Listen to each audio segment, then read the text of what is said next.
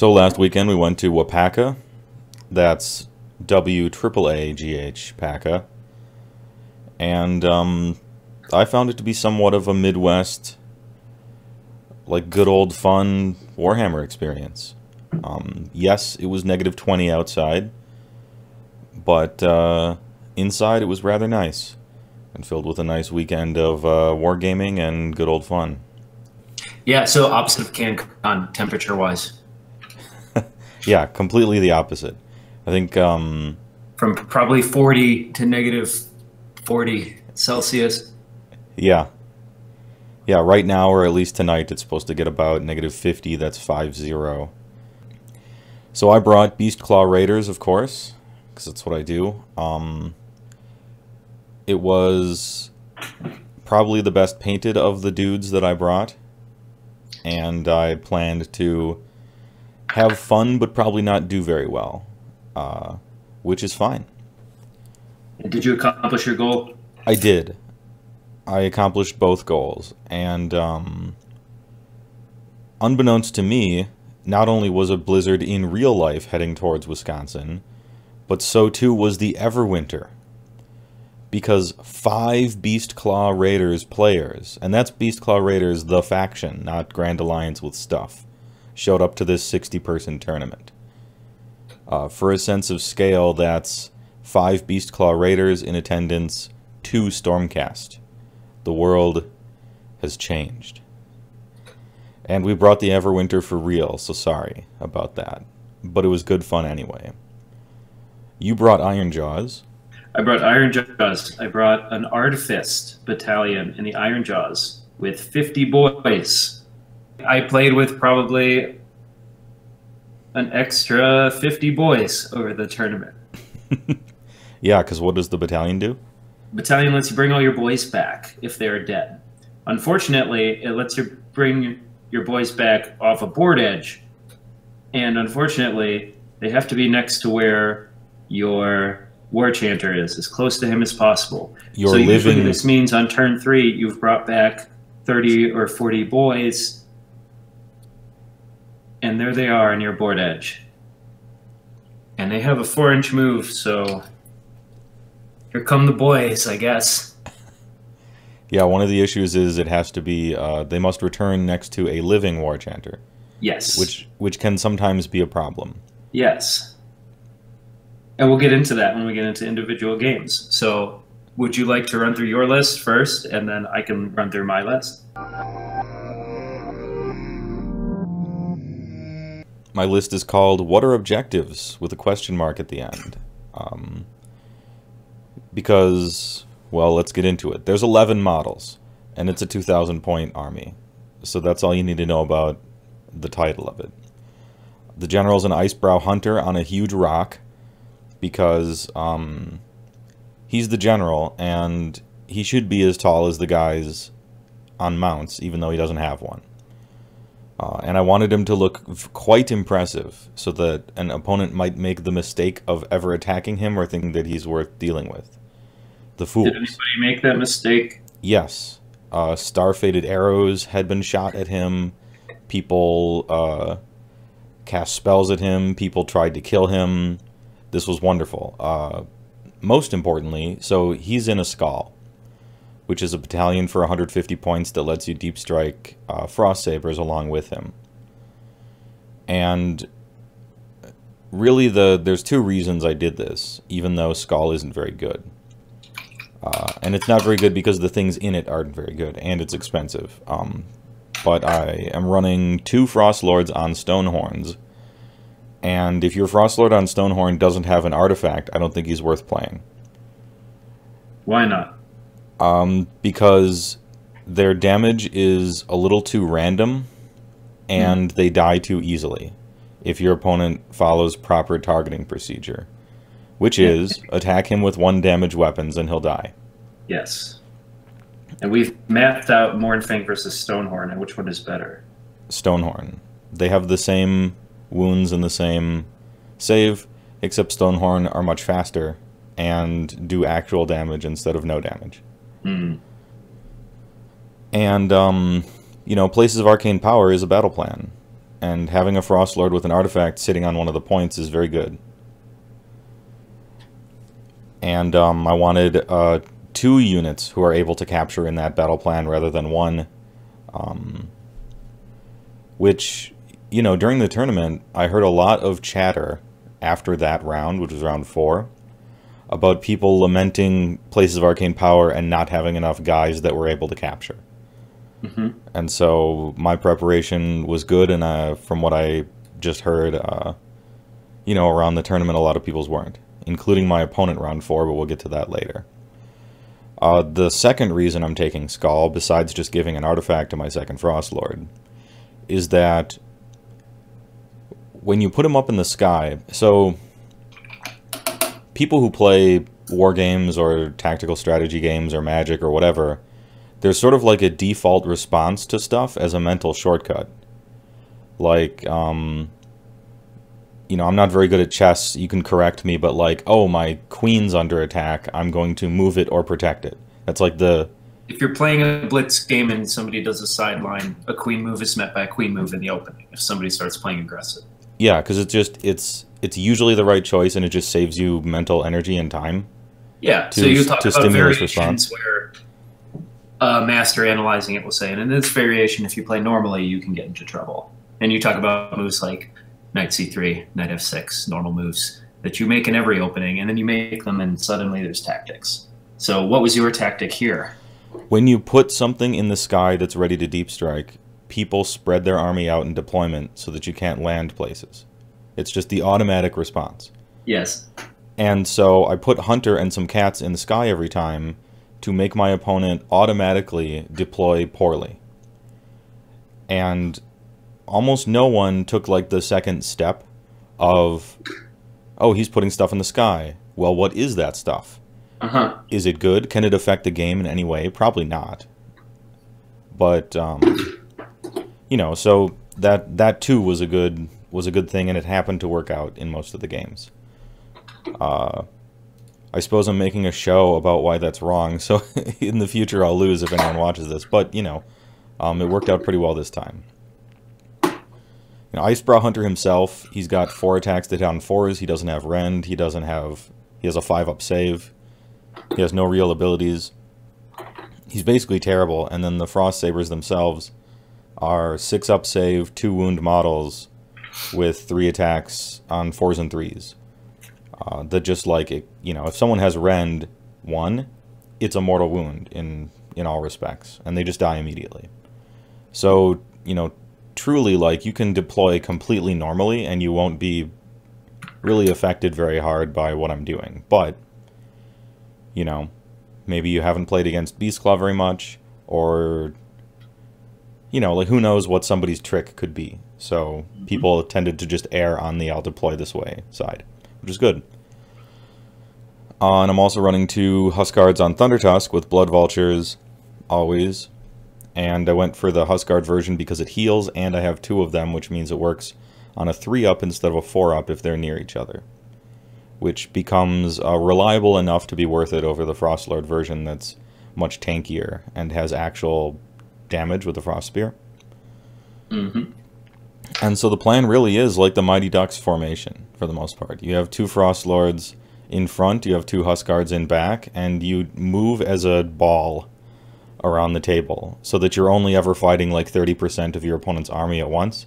And in this way, you can kind of make up for the fact that you only have 4 guys that matter, in some way. And some of the battle plans punish you for this, like having 6 objectives or something like that.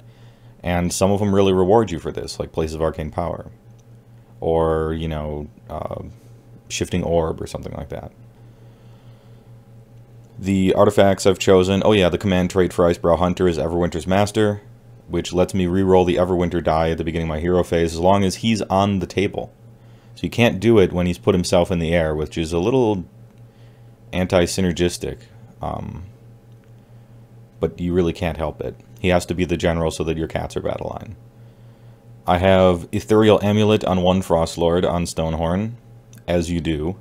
Mm-hmm. And I have a strange choice that I haven't seen very often, because it's actually from the Beastclaw book, which is rare. It's Ice Mammoth Skullplate, which lets you reroll all failed saves against attacks that do not have rend.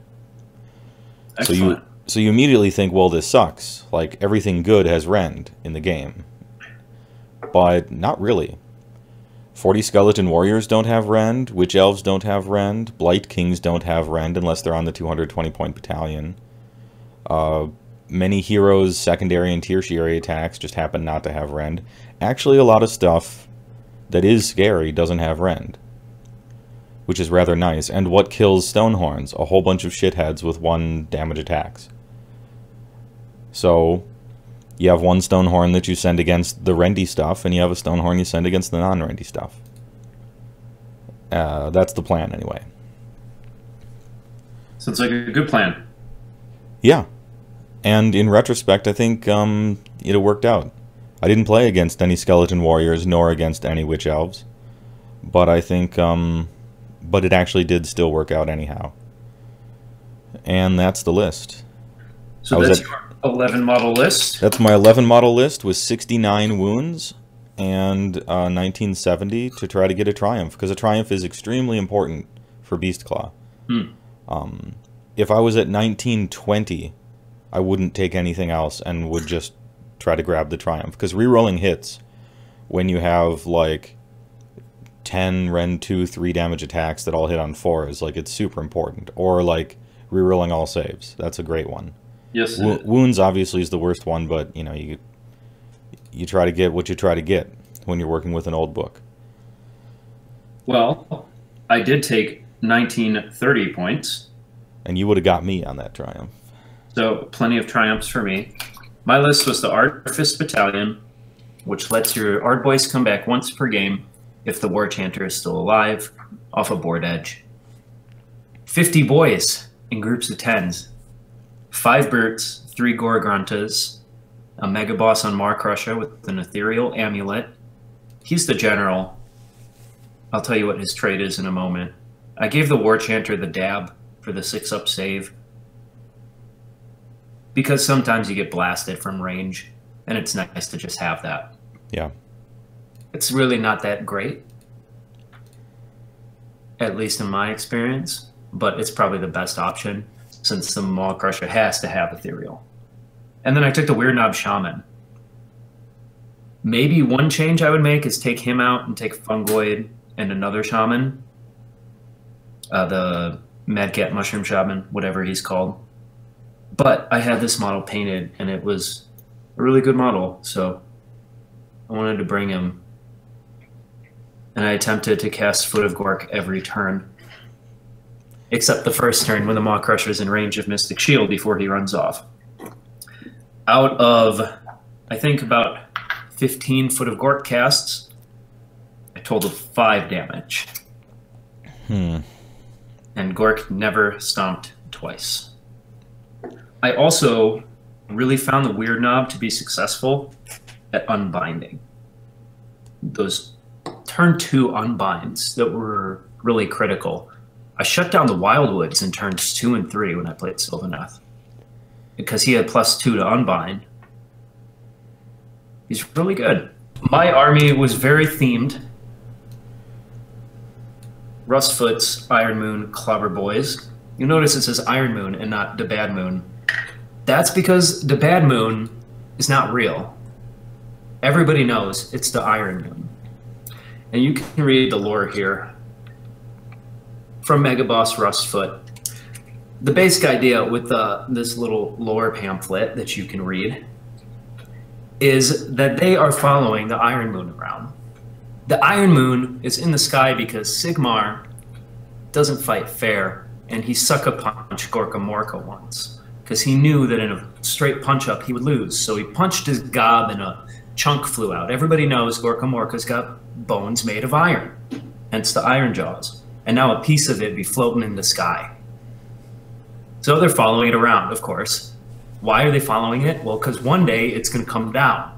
And when it comes down, all the best Mega Bosses are going to be there waiting for it to just smash them on their heads. And whoever comes out of that is the best. Of course. So they're going to be the Mega Boss, Mega Moon, Iron King. That's called the Day of the Mega Moon. If an Iron Moon lands on your head and you don't die, you're the best. You can't argue with it. It's pure logic. There's an objective there. Yeah, the Iron Moon shrine, because we had to make our own objectives. Like, that piece of information single-handedly changes my mind about Weird Knob Shaman. For me, he was in the amazing model with an unfortunate war scroll. Mm-hmm. Where, like, you know, he's a good spellcaster turn 1, and then after that, kind of nothing. And sometimes when you're trying to buff your guys, you hurt them instead, which is not okay. Because you already failed a roll sometimes, which is bad, and then now sometimes, you know, when you succeed one, it hurts. But the +2 Unbind, this changes the game for me. And I'm back to thinking he's good, which is good, because the coolest looking models deserve to be played. Yeah, and he really is sweet. So the pack. Yeah. The Waaaghpaca. The pack.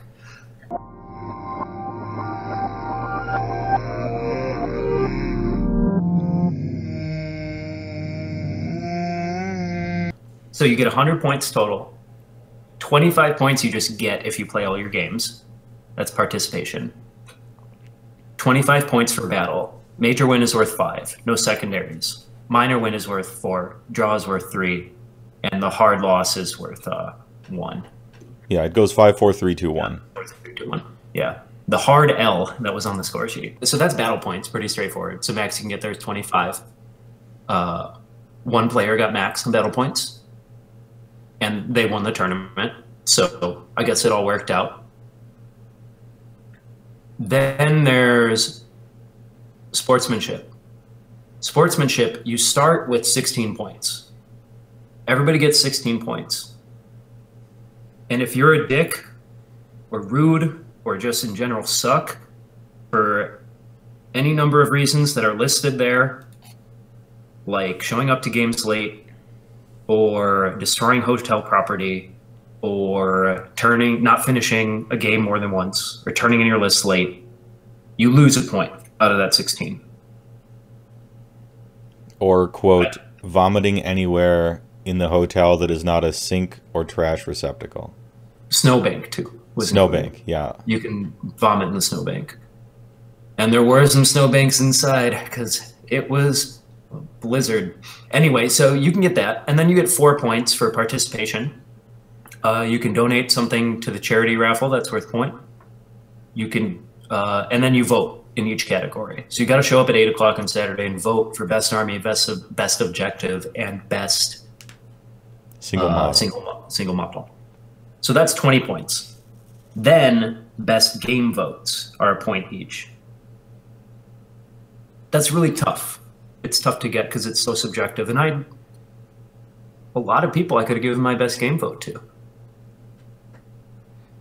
So that's a tricky one. That one's always really subjective. Mm-hmm. But that's a discussion for another time on how we think to properly do that. We had the pack, and I said, all right, I'll just play extra nice and be myself. Yeah, that's how I find tournaments to be. Everybody was doing the same. Yeah, I was surprised by, everyone just wants to be there and they just enjoy the game.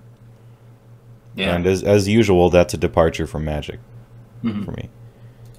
So that's that section, and then there's painting section. So painting starts off with, 16 points again. 16-point checklist. Each checkbox is worth a point. You can look up that pack yourself. It's basically, is it based? Is it cohesive? Do the leaders stand out? Is there a theme? Do you have movement trays? Are your movement trays painted? That kind of thing. So you can walk in and get those 16 points. To get the rest of the points, you can get 1 point for each of the following in 3 categories of best model, best army, and best objective model. Again, these are all subjective because they're player voted. Yeah, everybody voted on all these. I believe the judges had something to say about the coolest looking army. Yeah, I think they had some tiebreaker votes in there. Yeah, but it was by and large determined by what everyone voted on. So if you get 2 or more votes, you get a point. So that can get you each of those categories. If you're in the top 10 for any of those categories, you get a point. And if you get the best award for any of those, you get a point.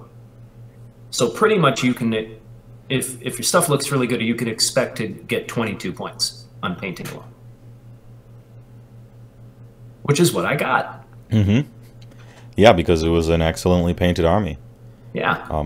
Probably if I was going to be objective about it, I think tied for probably the best painted army there. Like, but it artistry, technical skill-wise, anyway. Favorite army. Hmm? The award is for favorite army, not for best painted. True. And, when I was voting, I voted correctly, too. I wasn't just going about technical painting skill, but to me that factors in a lot as far as, because I think it's cool when people are skilled. Yeah, I agree. You got to have cohesive theme. You got to have everything fit together. The army's got to look good with a mix of big, medium, and small things. It should look like an army. It should be unique. And the painting skill for me matters a lot too. Mm-hmm. So I was searching for. I had my favorite of all of those things combined. Yeah, I think Mike Butcher got the coolest looking army, I believe. No, Domus did. Oh, Domus did. Never mind. All right.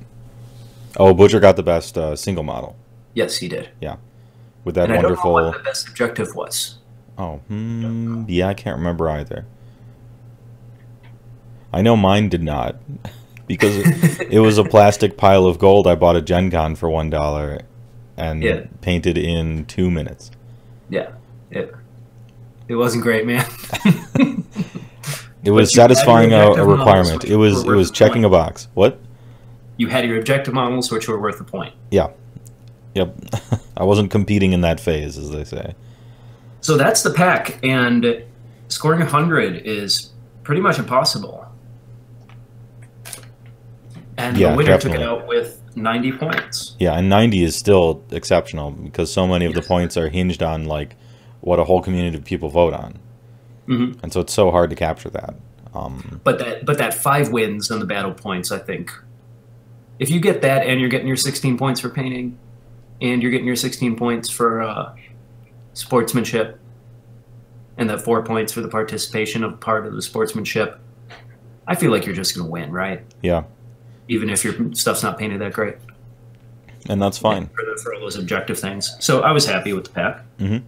It's unique, and we really captured the spirit of the event.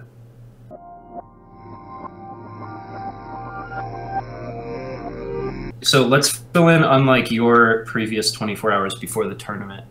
Oh yeah, so we can describe my stuff was all painted and ready on Wednesday. I finished up the Iron Moon. I finished up these couple of freehand banners. It was looking real nice. Here's the other one. Rustfoot himself.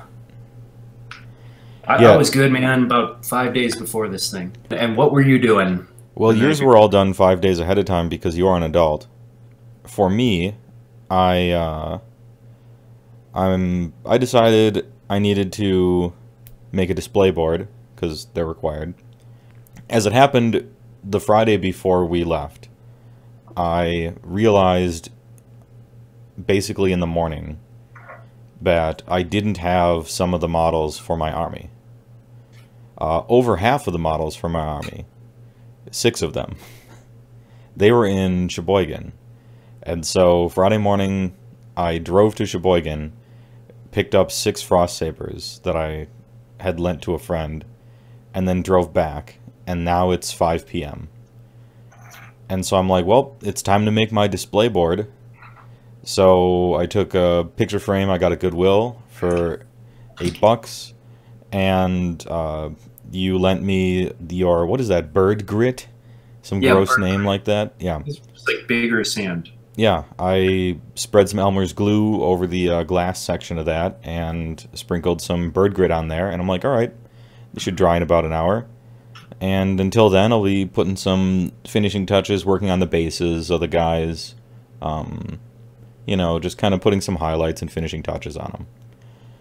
And the glue finished drying at 3 a.m., I think. About that time. And so then I sprayed over that in black spray paint. And the black spray paint finished, like, airing out and stuff. Because you can't, like, we can't have that in an enclosed car, like, driving somewhere. We'll get sick. Like, it's not okay. And so that finished at about 5 a.m. And my army was packed up and ready to go at about 5:30 a.m. And we left the house at 6 a.m. to drive to Waaaghpaca. Number of hours of sleep I got Friday night, 45 minutes. So I'm working on a little under an hour of sleep, which was a mistake.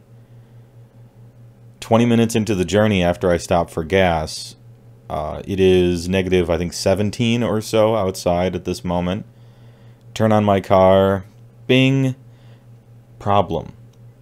I lose all power steering, and my car tells me there's been a Windows error. And so we Google it, and it turns out it's safe, ? To drive like that.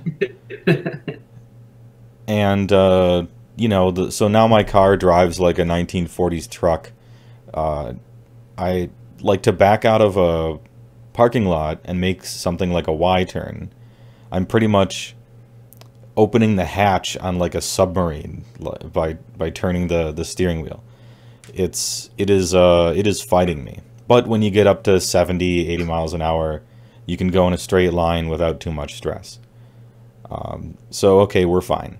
So, drive the rest of the way, get there at about 8 o'clock, and it's time to think really hard and not make mistakes for 8 hours. Cool.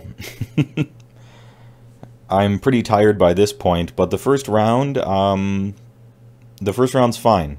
I'm not suffering from my condition yet.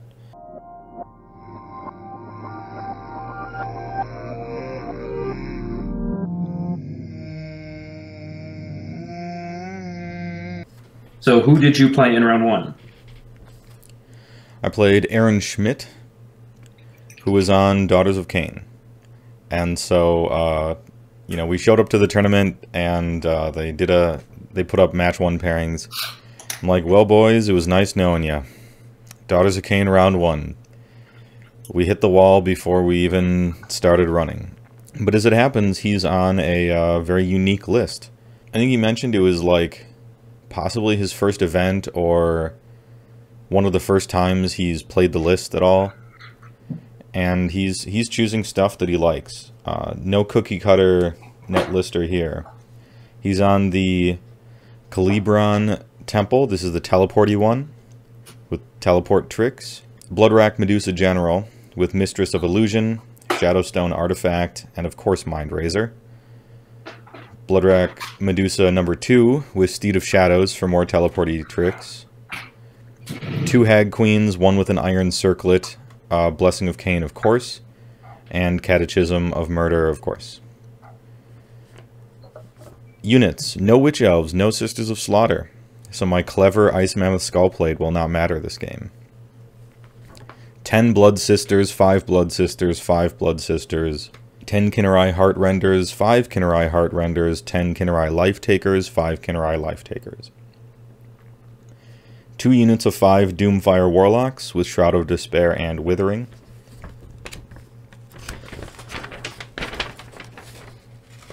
And the Shadow Patrol Battalion for yet more teleporty tricks.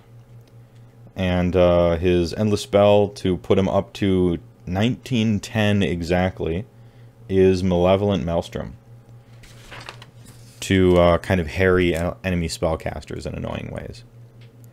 So this is the list. No, he's not running Witch Elves, Marathi, or Sisters of Slaughter, so he's not an infinite damage kill you list. But he is definitely a, you know, 400 points of guys can drop from the sky and just hurt you. And every turn he has something like 3 different ways to teleport or move extra distances or, you know, switch places with stuff. It's going to be very tricky and very, kind of very stressful for the old 11 model opponent. But at least there's no infinite damage and stuff. So, we'll see how it goes. Of note, he has some anti-magic stuff in here that won't affect me. And he has 2 blood-racked Medusas, which are really good against big hordes, that does tons of mortal wounds to big hordes. And my largest unit size is 2. So I'm particularly immune to much of the stuff that he's doing. But definitely not all. Alright, Total Conquest. This is the one where it looks like a stairway that you're climbing up for deployment.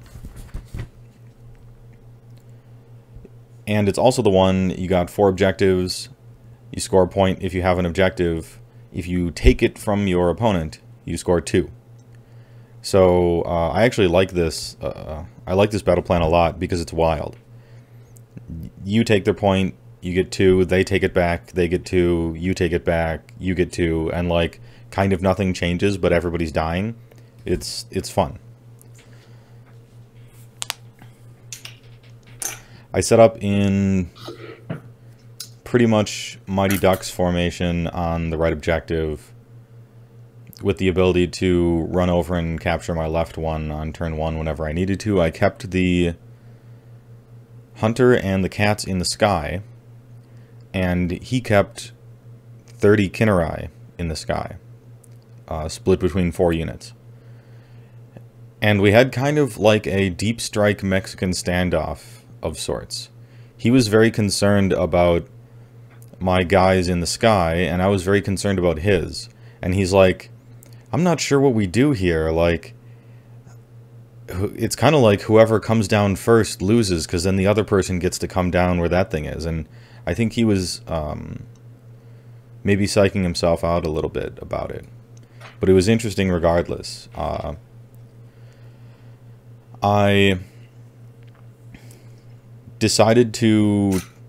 Early on I decided to basically ignore my objectives and not capture them right away.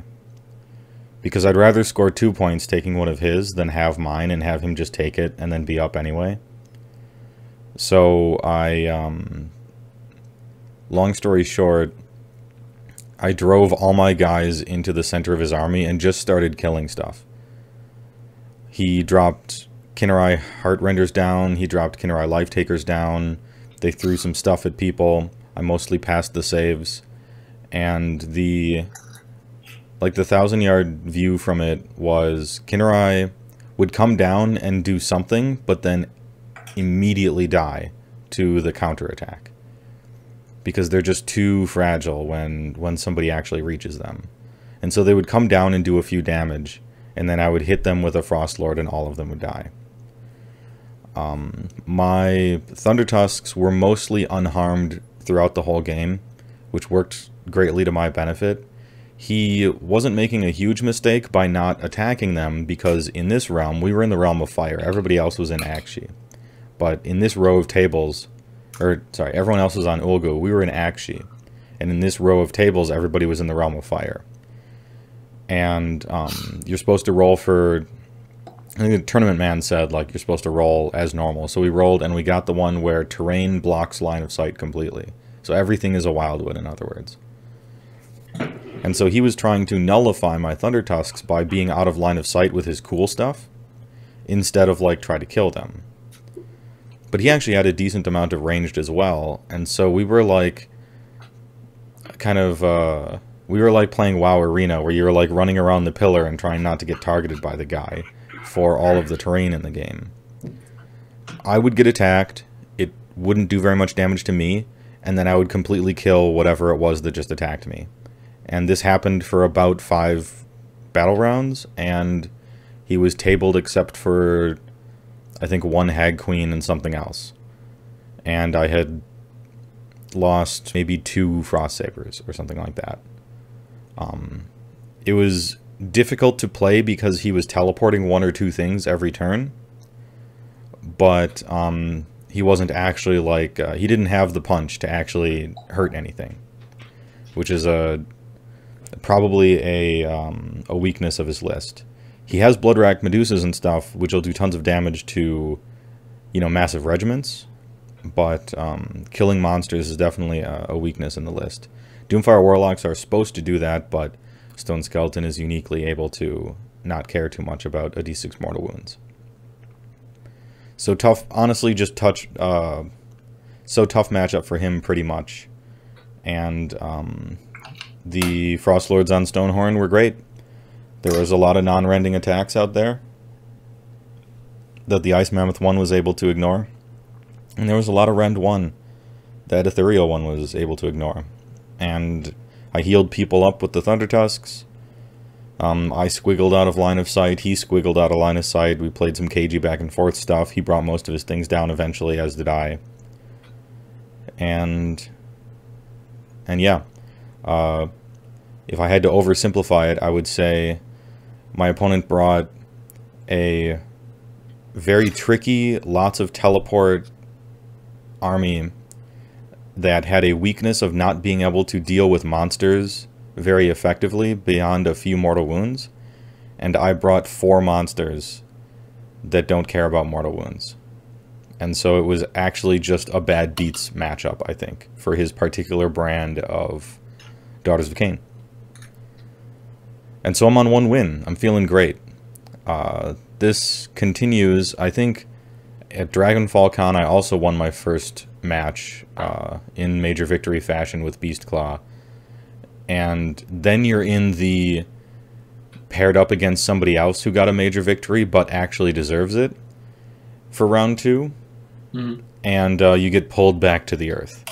It happened at Dragonfall, and we'll talk about what happened at Waaaghpaca later. But how did your round 1 go? I played against Isaiah. I'm sorry, I can't pronounce your Polish last name. I used to be able to do Polish last names. I can't anymore. I want to say Ramczek. There's Z's and K's where Z's and K's shouldn't be. Mm. And Isaiah is a lovely guy, and we had a lot of fun. I lost in 10 minutes. He's a really good player, I'll say. He's very good. He's young. His dad plays as well. I'm surprised he said Polish. His dad looks Sicilian. I don't know what their family is like, but it's interesting. I think that's a Polish last name. We'll have to ask him next time. So he had the Council of Blood, and he had a bunch of Skull Reapers, and he had some Blood Reavers. And that's pretty much it. So a Slaughter Priest for buffs, regular corn stuff. And he's like, you know what my stuff does? And I said, yes, I do. It runs here and kills me, and it goes really fast. And he's like, all right, cool. And I was like, and you get all your command abilities for free, and you can run and charge and all this stuff. And he's like, all right, let's do it. So I set up, and I was like, cool, I'm safe. My War Chanter's safe. My Maw Crusher's safe. And he wasn't safe because on turn 1, he moved 28 inches and blasted me. I didn't really understand that my guys were too close together.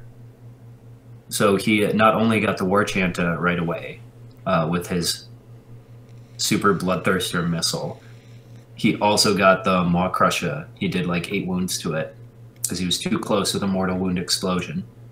This is the Bloodthirster of Unfettered Fury, ? The one with the axe that on a 6 to wound, it AoE pulses 3 mortal wounds to everything. Yeah. And it's within 8 inches, I believe, because that's Korn's number. And so even if your War Chanter is correctly positioned more than 3 or more than 2-ish away from your chaff line, as is proper, sometimes he just smashes the chaff line and does 6 mortal wounds to just everybody within 8 and kills stuff. He blew everything up, and then the Maw Crusher was there. He's too close. So now I know. I had some good Brutish Cunning charges, but I hit my Brutish Cunnings and blocked a charge, but it wasn't enough, so Skull Reapers came in and finished off the Maw Crusher because they were too good, and then I resigned right away. Oh, Brutish Cunning, you should say. Brutish Cunning lets you charge in your opponent's charge phase if you roll a 5, and it's awesome. and it won me many of my games. Yeah, not only do you get to ruin their charge, yeah, and positioning, but destructive bulk triggers as well. Yeah, with the Maw Crusher, if he goes, otherwise you're just chucking 10 Ard Boys in who you want to die anyway, so you can bring them back in a better spot, hopefully. So I just resigned because my 2 key pieces were gone, and I didn't even kill that Bloodthirster.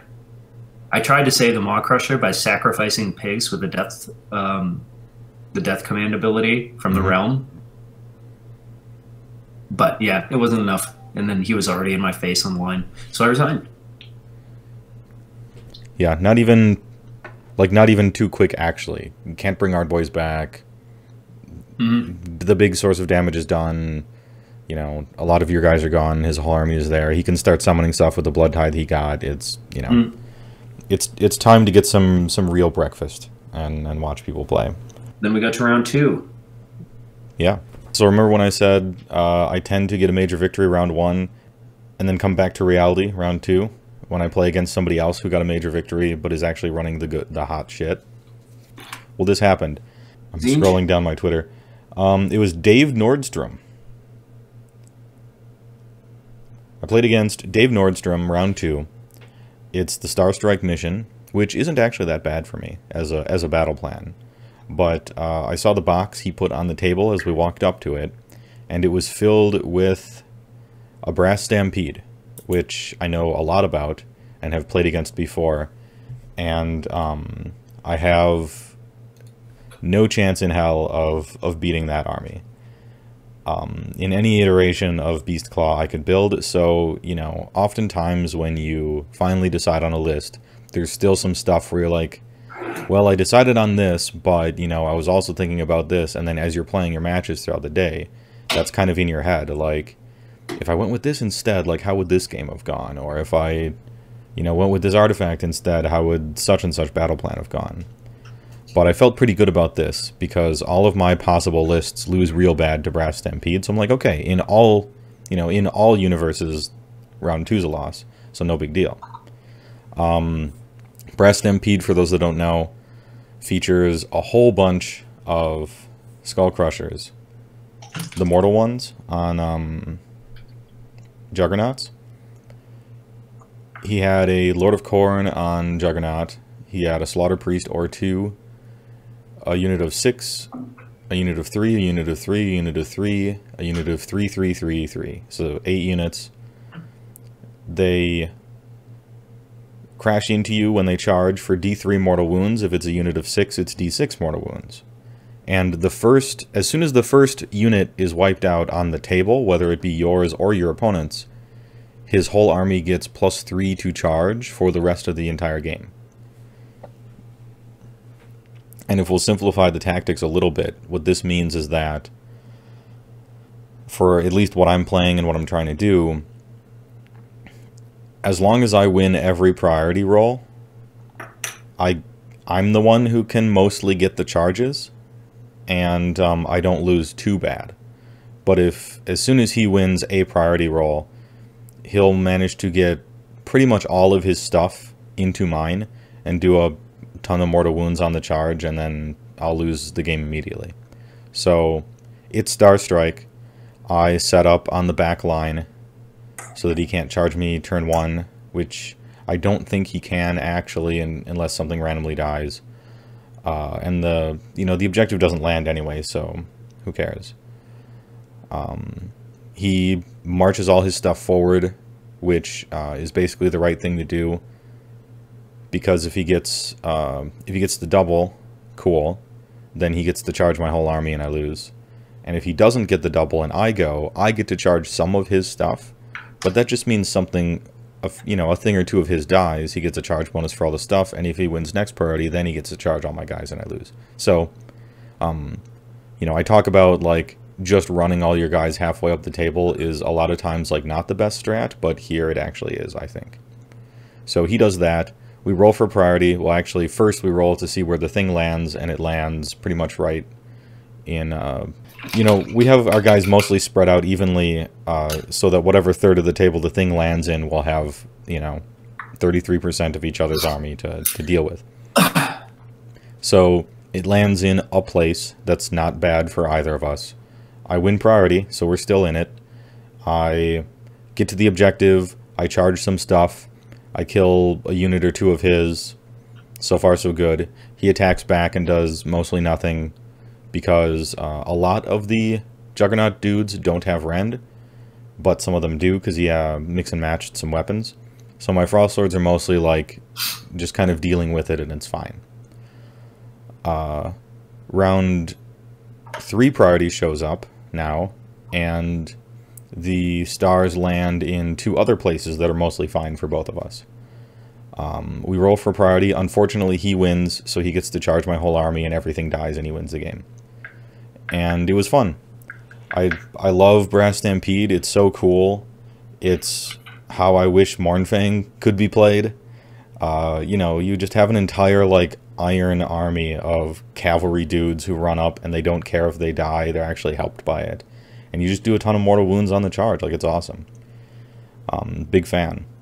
How many points are they? And he was a good player. They're 100 and... Oh, they're Gore Gruntas. They're 140. Yeah. For 3 of them. They have 15 wounds. They have a 5-up spell ignore save, which can be really strong. And they do mortal wounds when they hit stuff instead of D3 damage when they charge greater than 8 inches, that awkward Gore Grunta rule. I don't even know what that does. What? I don't even know what that does. You have to have traveled at least 8 inches. That's dumb. It should just be if the dice roll is 8 up, you know? Well, whatever. I'll write a letter. And so, yeah, they don't have Waaaghs, but they have corn bonuses, so what are you going to do? It was cool. I liked it. He didn't have to summon anything. It was unnecessary. And he was a good player. And, you know, during this game, the tiredness was really starting to set in. I was becoming very tired due to my choices. You know, that game was not going to happen if I was bright and early, so no big deal. And now we're 1-1.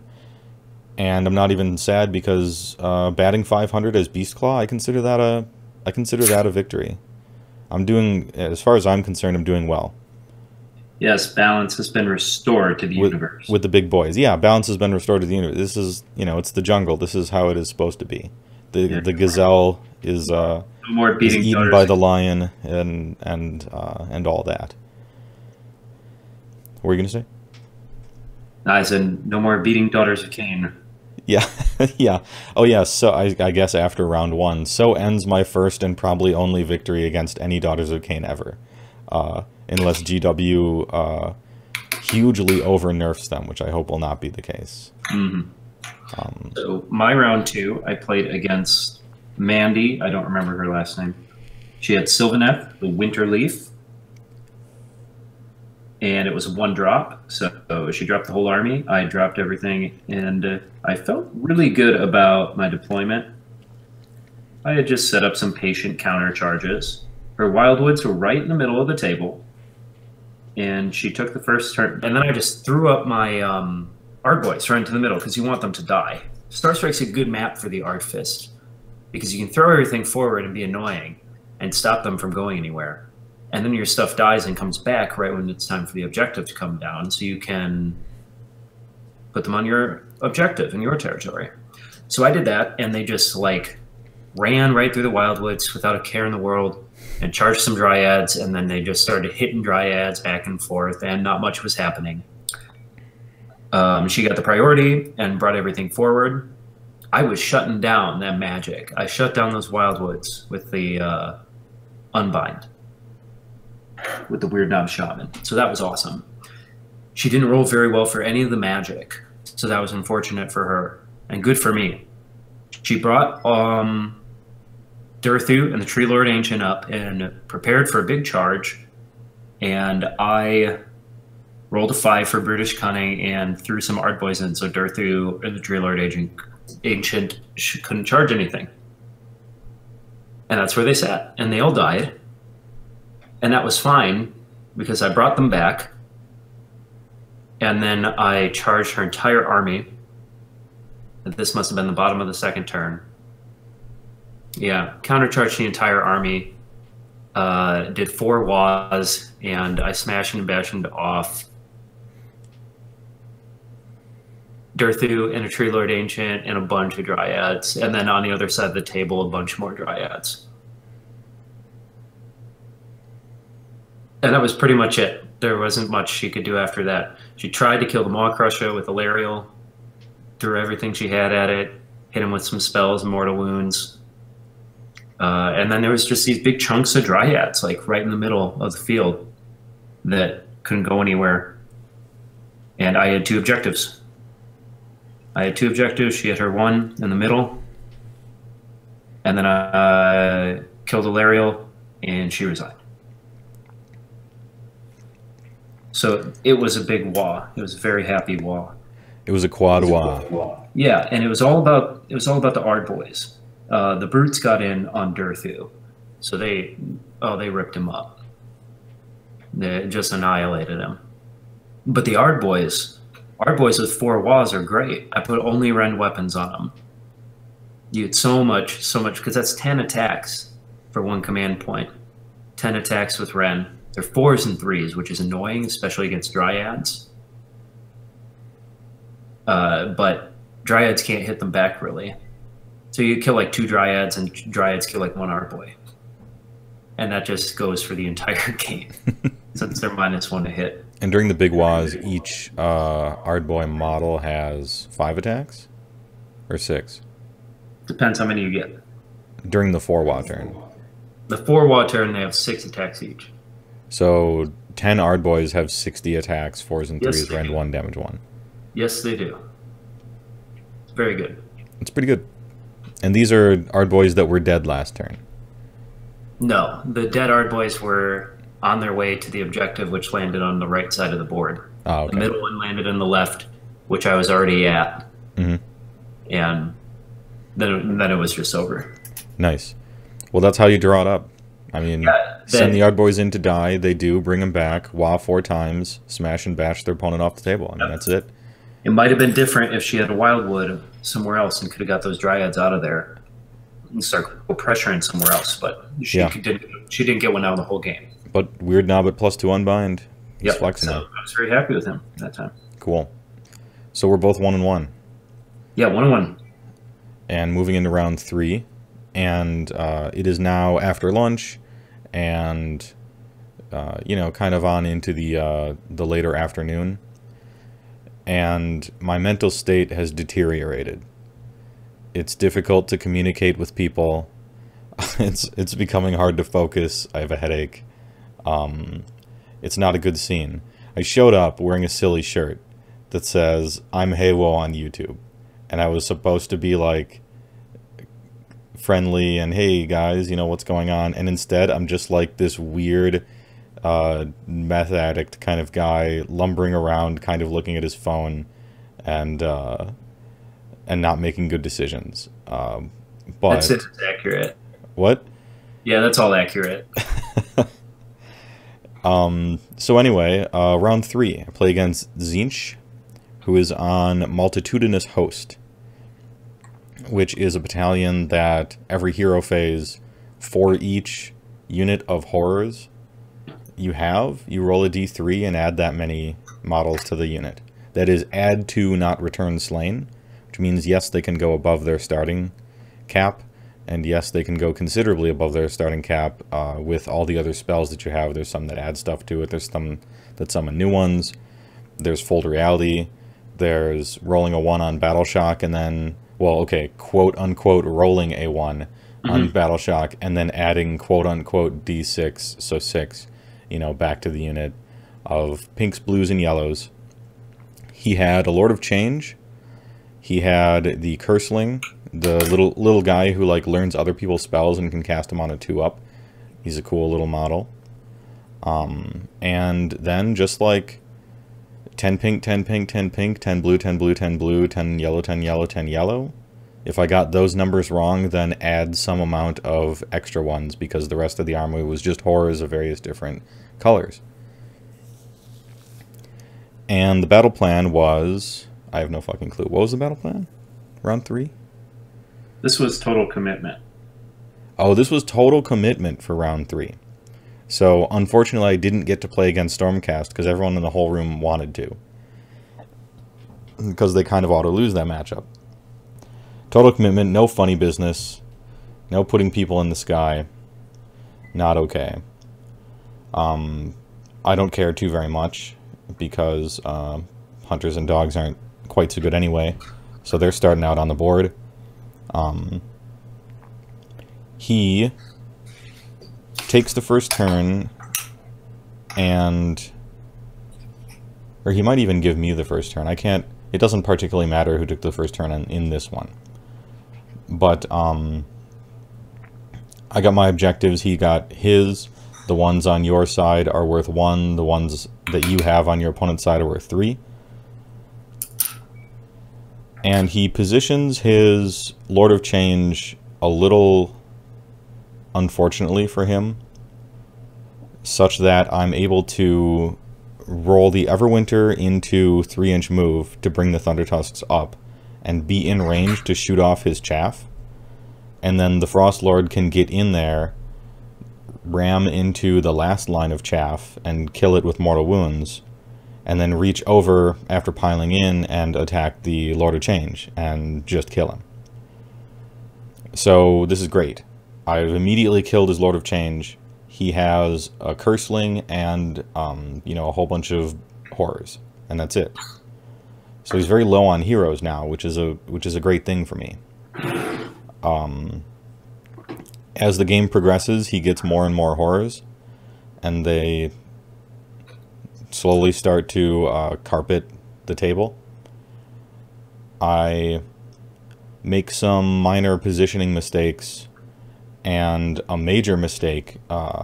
During one particular combat, from my vantage point on the table, I'm splitting attacks with the Frost Lord to try to get him out of combat by killing enough stuff.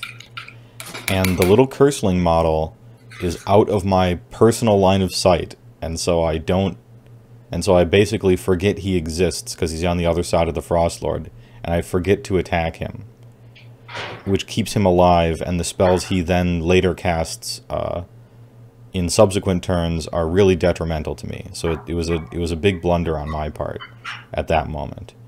And his overwhelming amount of flames and horrors and all that eventually become too much, and I can no longer really capture objectives and end up losing the game. Would I have lost the game if I didn't make that mistake? Probably. But, you know, you should always strive for improvement. And, you know, zeroing in on your mistakes is important. So that was that. Mine's going to be a similar story.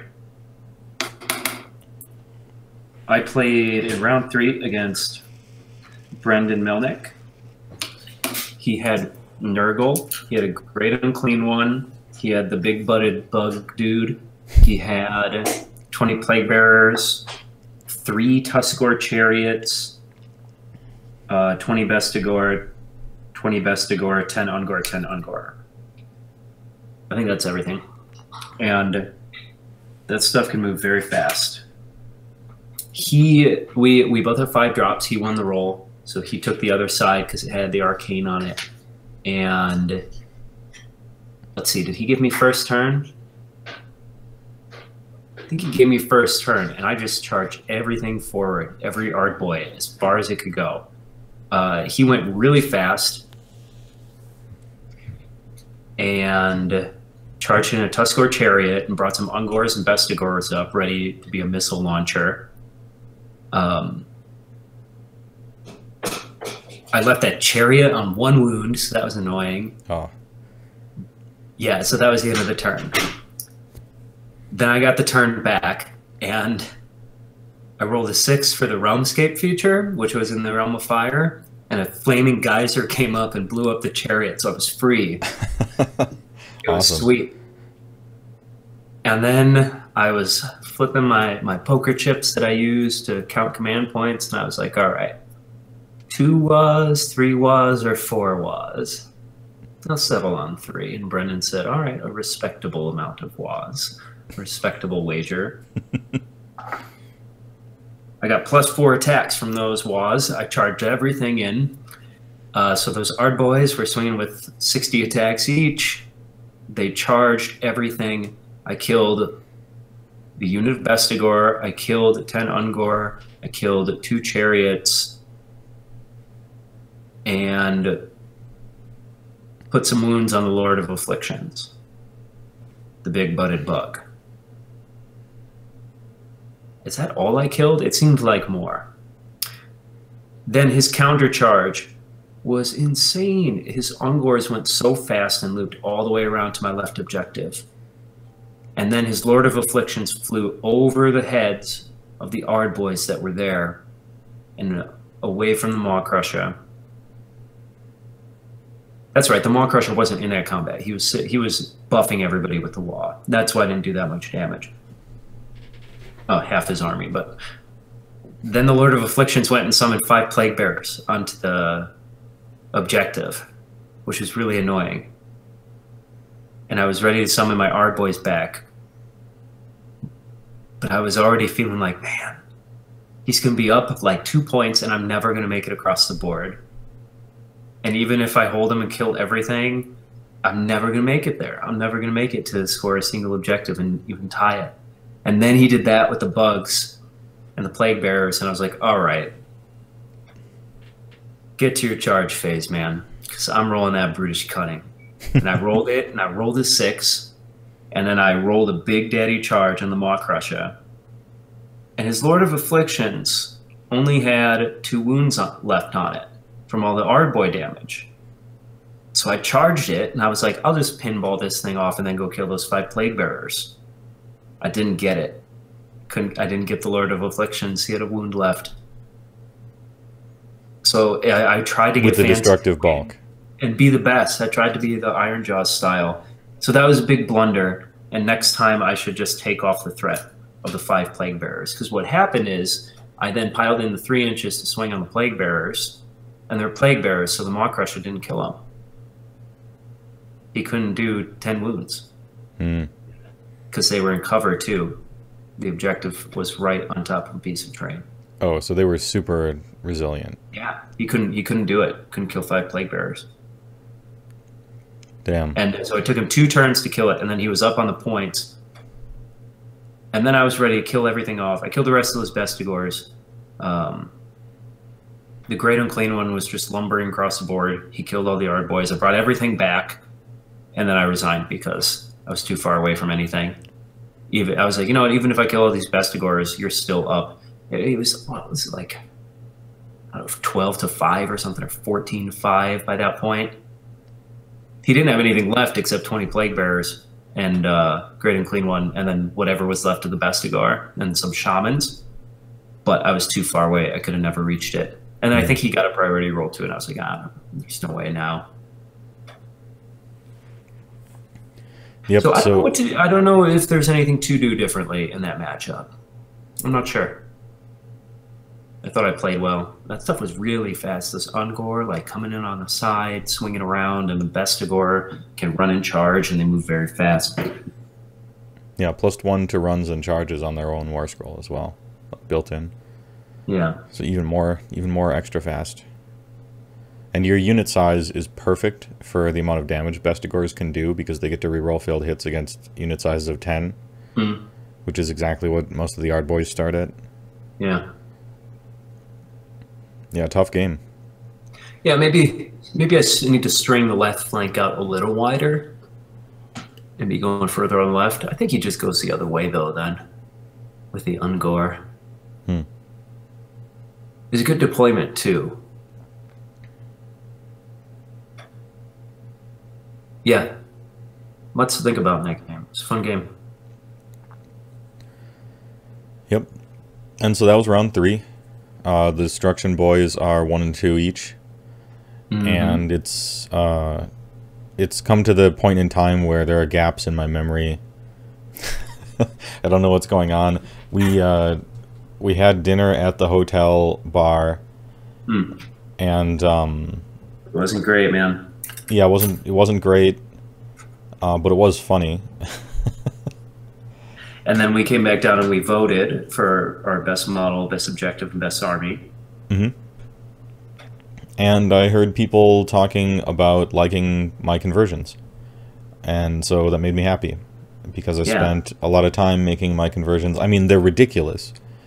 But they're charming, I think. I'm not the best painter, but I like to do conversions and I have fun with it. You know, once you start putting snow on models, it's hard to stop. So perhaps I overdid it a tad. Maybe on that one, but I'll put up pictures. It has been a lot of fun to hobby on Beastclaw Raiders, and I heard people talking about both of our armies look good, lots of compliments flowing around for all sorts of people, and stuff looked great, and there was lots of voting. It was cool. Yeah, I ended up with the top 10 for the painted. Mm-hmm. I don't know how many votes I got, but all those points. I got the top 10 for each of the categories, which is what I was going for when I looked at the pack. So that was 6 extra points, which is sweet. Yeah, which is another game, almost. Yeah. Like almost another victory. Speaking of another game, it was the next morning. And who did you play? Well, first I beat the sleep boss. So the sleep matchup, I had that on lockdown. I had a victory. So now I'm coming in and I have had a night's rest, and so I'm feeling great again. Always make sure you get good sleep and eat well at tournaments to perform really well, even though I didn't. But it's a cautionary tale. So we get in there round 4, and this one is the one that I heard the most grumbling about. Not grumbling necessarily, but like players lamenting their own armies not being as prepared for this mission as probably they should be. And it's Places of Arcane Power. And they don't use normal capturing rules. It's not 6 inches, it's 3. And the only people who can capture are heroes with an artifact of power or wizards. If you have a hero that has no artifact of power or is not a wizard, he is useless. Well, not useless, but can't capture, which is a problem. It's diagonal deployment, and I'm playing against a guy who definitely didn't want to play this battle plan, and definitely didn't want to play against me in this battle plan. As they say in Magic, he got bad beats with this matchup. He's playing Kharadron Overlords, and the zoomed out view for Kharadron Overlords are, they're very maneuverable, they have tons of Ren 2, and good ranged. So an Ethereal Stonehorn having damage characteristics of all his D3 attacks and ignoring all the Ren 2 that he's paying dearly for on an objective is very difficult to deal with. Making this even worse, he has a single hero with an artifact of power and no wizards. And that hero is an Aether Chemist with 4 wounds. Or maybe 5, I don't know. Who moves 4 inches. And that's the only scoring like unit in his whole army. And my 2 scoring units are 13 wound behemoths to take half damage from stuff. Mm-hmm. So this is stacked in my favor from the get-go. Which is a strange position to be at, and it felt good. It felt good. He was a very nice guy, too. And he liked KO, and I like KO. Maybe it's because I share a certain kinship with armies that used to be good and are definitely not anymore because of changes. But I actually think they're just a really cool, unique AOS thing. I think the Aetherpunk stuff is just really sweet. His army was Barak Thring. There's just no trading with some people, of course. He ran an Aether Chemist as the general with the command trait Doughty Champion. When your general suffers a mortal wound, roll a dice on a 5 or more. That mortal wound is ignored. This came up in the battle. And he has the Staff of Ocular Optimization, which lets him add 1 to hit rolls for ranged attacks he makes. He's got those 3d6, 10-inch shots with Ren 2 that are actually pretty nice. So he has an Etheric Navigator, Running Brock Grungson himself, the Lord Magnate, aka Dwarven Cave Johnson. And with his new points at 260, I think he's a legitimate good choice to take. People made a lot of fun of him because his command ability seems like it should be part of a different army. And he was like way overpriced. But at 260, I like this guy. I actually like this guy competitively at that price. So it was cool to see him on the table. Because his model is awesome. I mean, iron top hats and guns in your mustache. Yeah. Proper gentlemanly combat. He had 3 units of Arcanaut Company. He's got Sky Pikes, Light Skyhooks, and Aethermatic Volley Guns. He's got 9 Engine Riggers, 3 Sky Wardens, Arcanaut Frigate, Arcanaut Ironclad, with Heavy Sky Cannon and Aethermatic Volley Cannon, respectively.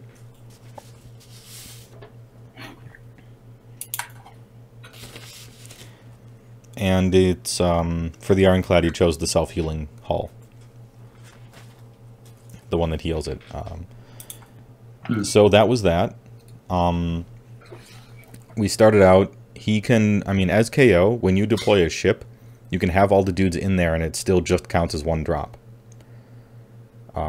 So he outdropped me so that he can try to double turn me. I moved the Frost Lord with Ice Mammoth Skullplate towards my far right corner objective. Pretty much away from the main forces of his army, because it was not going to be, like, you know, sometimes Ethereal is the, you know, is the king, and sometimes rerolling saves against non-Rend is the king. In this matchup, where all of his good stuff is Rend 2, the Ethereal was going to be the star of the show. So Ice Mammoth Skullplate Man ran to the far objective on my side and camped out there. Thundertusks positioned in between both Frost Lords. Frost Lord with Ethereal Amulet ran into the middle objective and camped out, ready to mine some points. The cats hovered in the air for now, and I scored 2 points, and it's his turn. He goes, the ships deploy all the guys move up. He has his 9 engine riggers, all the ships shoot at Frostlord on Stonehorn with Ethereal Amulet in the middle objective. All the Arcanaut shoot at that guy. The 9 engine riggers shoot the Frostlord and grapnel over to him and succeed, so they're right next to him.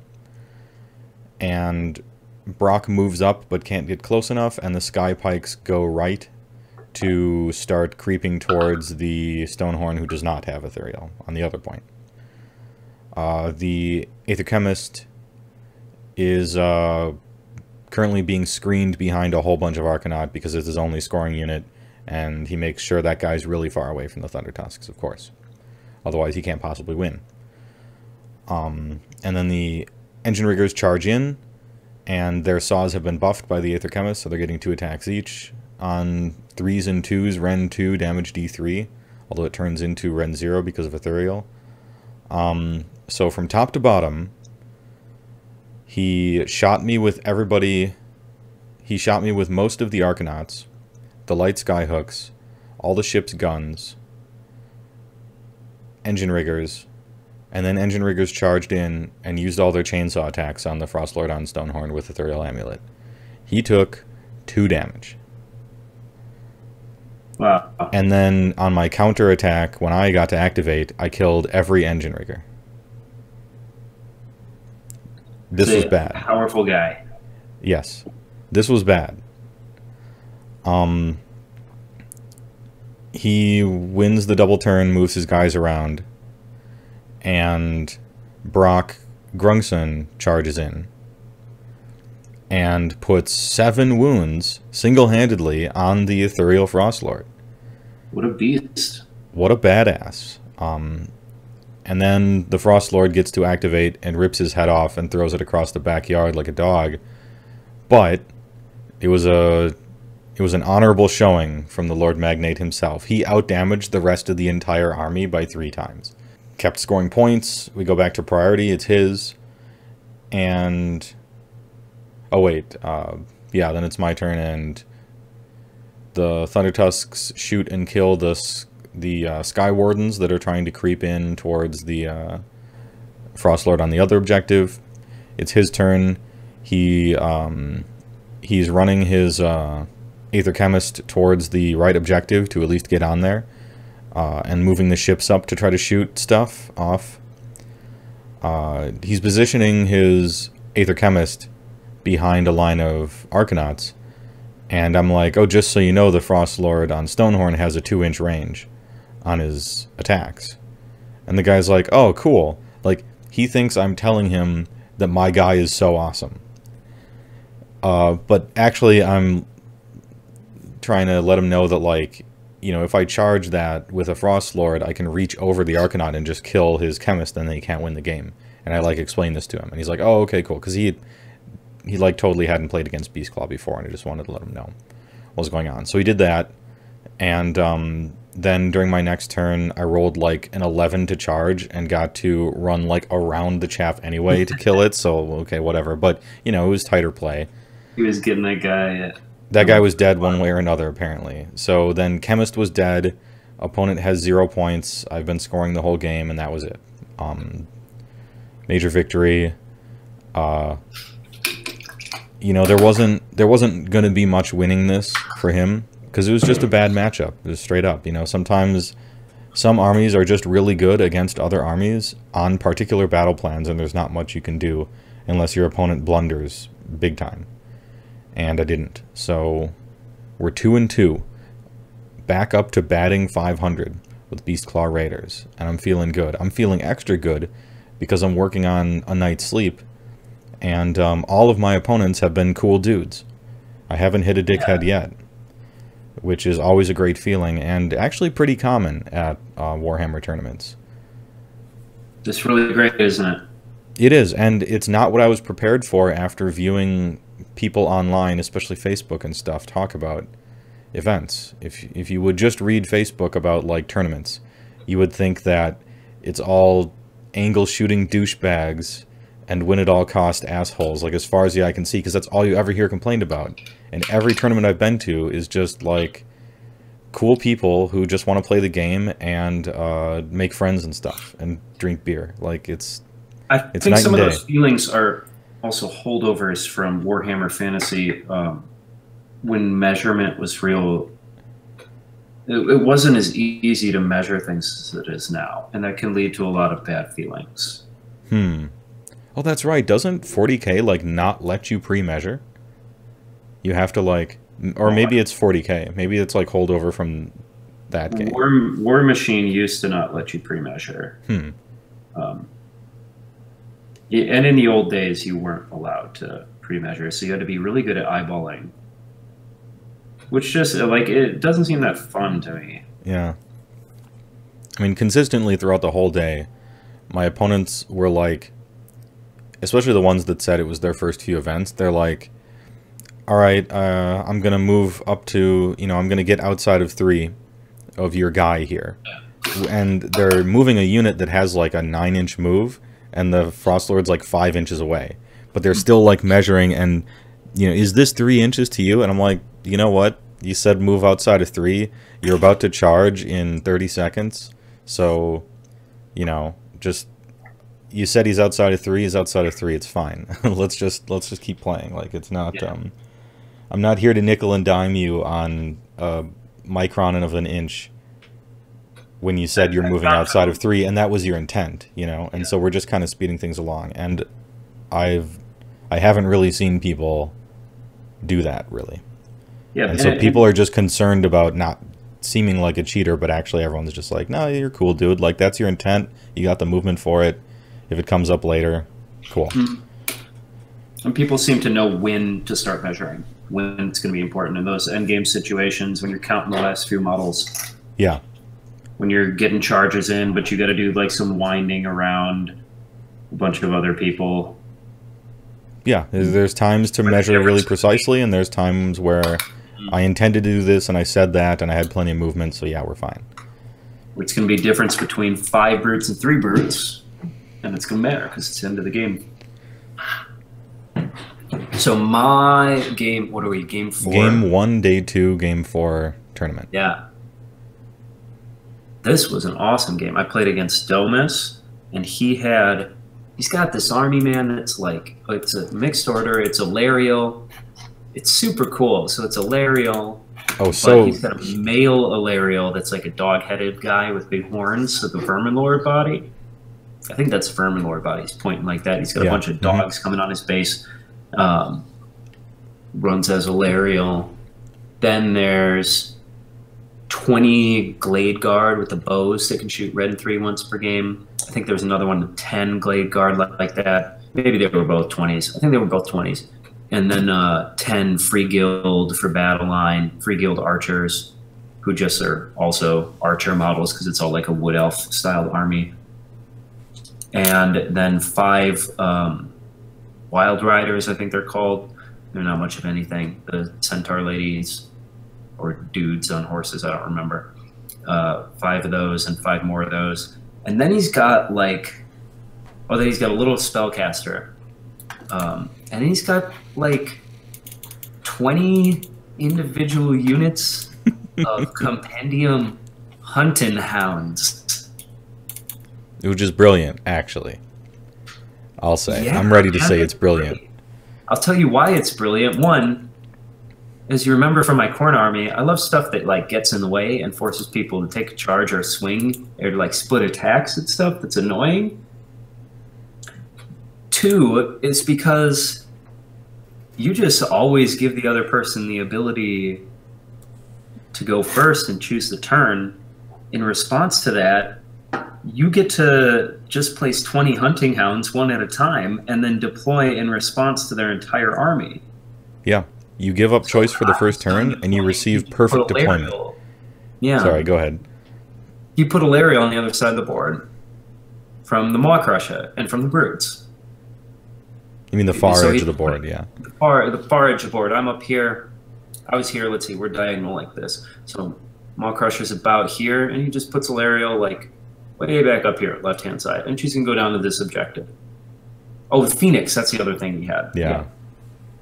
That's the important part. So this was a good game. I let him go first, and then I was like, you know what, man, you can go the middle, and I'll just charge everything off. It'll be fine. Go on the points. I don't care about the Phoenix. So he moved everything forward, moved his archers here, Glade Guard here, some more Glade Guard up here. Valerio starts going this way. And then the Phoenix comes over here to this objective. And imagine in between all of this is just dogs. So he's got these dogs, like 5 dogs in front of the Phoenix, all like bopping all over the place. And I was like, okay, all right. I buffed up. I attempted, I got my Mystic Shield on the Maw-Crusher, and I hopped him over with my 12-inch move, and then my other 12-inch move. So he was right in there. And I was like, all right, let's pinball off some dogs. So I used the Destructive Bulk ability to go within an inch of a dog and stay outside 3 inches of another dog and do mortal wounds on the charge. And it lets you do it again if you kill everything. So I did that to 1 dog, and I bounced off, and I killed 5 dogs. So like at the start of the true charge, pinball fashion. 100 points done. And I was going for the Phoenix. I was like, I'm going to blast that Phoenix, pinball off these dogs. But he had positioned in such a way, and he claims he didn't even mean to do this. I think it's just going to always happen, though, if you have that many dogs. The 2 dogs were like this, right in front of the Phoenix. And if the dogs were like this, I couldn't get my base close enough. I was going to be like 1.5 inches to 2 inches out from the Phoenix, which means I couldn't use mortal wounds on the charge on it. So, spoiler alert, those mortal wounds would have helped because it took me 3 turns to kill the Phoenix with the Maw-Crusher. Oh. I also blundered in this game because I forgot to give the +1 to hit to the Maw-Crusher because I was just so excited. So I will never forget that again. So that was a huge problem because I might have gotten that thing dead a turn earlier, which would have changed the whole math for the rest of the game. So I did that, and like always, I brought everything forward. Brutes killed all the Free Guild. They were in the middle of the board. Left-hand side was the 20 Art Boys and the Weird Knob Shaman. My other dude went up to the middle. I took the middle point on like turn 3. Then he was blasting me with spells, and he killed that War Chanter. And Alariel was on the point, and we entered a situation where I had to kill Alariel, and I had to do it on a single turn. Otherwise, he was going to be able to keep more points than me. And by the end of the game, she had to die. So my brutes charged over to her and could only manage 9 wounds, and here I was with a stack of 3 command points, but the dragon was way over here. So I couldn't get any Waaaghs going. And that's the sad part of the list. That's the sad part of this map. And that's why he played the wise play of putting the Phoenix over on this side of the map, knowing that my dragon was probably the only thing that could kill it. It would take quite a while to do so. Because if dragon's in the middle of the map, then he can buff everybody with the Waaaghh. So it's tough. It's tough to have to go that way. But he played very well, and I couldn't kill Alariel. I did like 9 wounds to her between the unit of... Oh yeah, we were in the banishment realm. He banished my Ard boys, and I was like, fine, I'll just bring him to this corner and then charge you from behind and just kill all the Glade Guard. And then those Ard boys have made their way over to Alariel after doing that and put like 2... I think Brutes did 6 wounds and Ard boys did 3. Wasn't enough. And then he just retreated and stayed on the objective and won. Didn't even have to wait for a second swing. He could have healed her up too anyway, but I just resigned because of math. Yeah. So a tricky game, but fun. Lots of tactics. And I want to build that army he's got, but they're probably gonna get rid of those dogs. Yeah. I think all that stuff's gonna go away. It was cool. I really liked it. I liked all the pieces. I like armies that have a little bit of everything. Big monster, big centerpiece unit, some shooting, some fast attack stuff, and then your chaff. Just his chaff happened to be not in units, just single dogs. Which is very clever. I like that. I often use Frost Sabers like that. Yes. It's one of those, like, if you're fighting against an army where they have big clouds of units that do basically infinite damage, like, who cares? Something over 16, probably. Like, here's 40 skeletons, or here's some witches, or here's brutes, or something. Some guy that just, if it hits you, it'll kill you no matter what. Well, then you might as well send the fewest amount of points after it.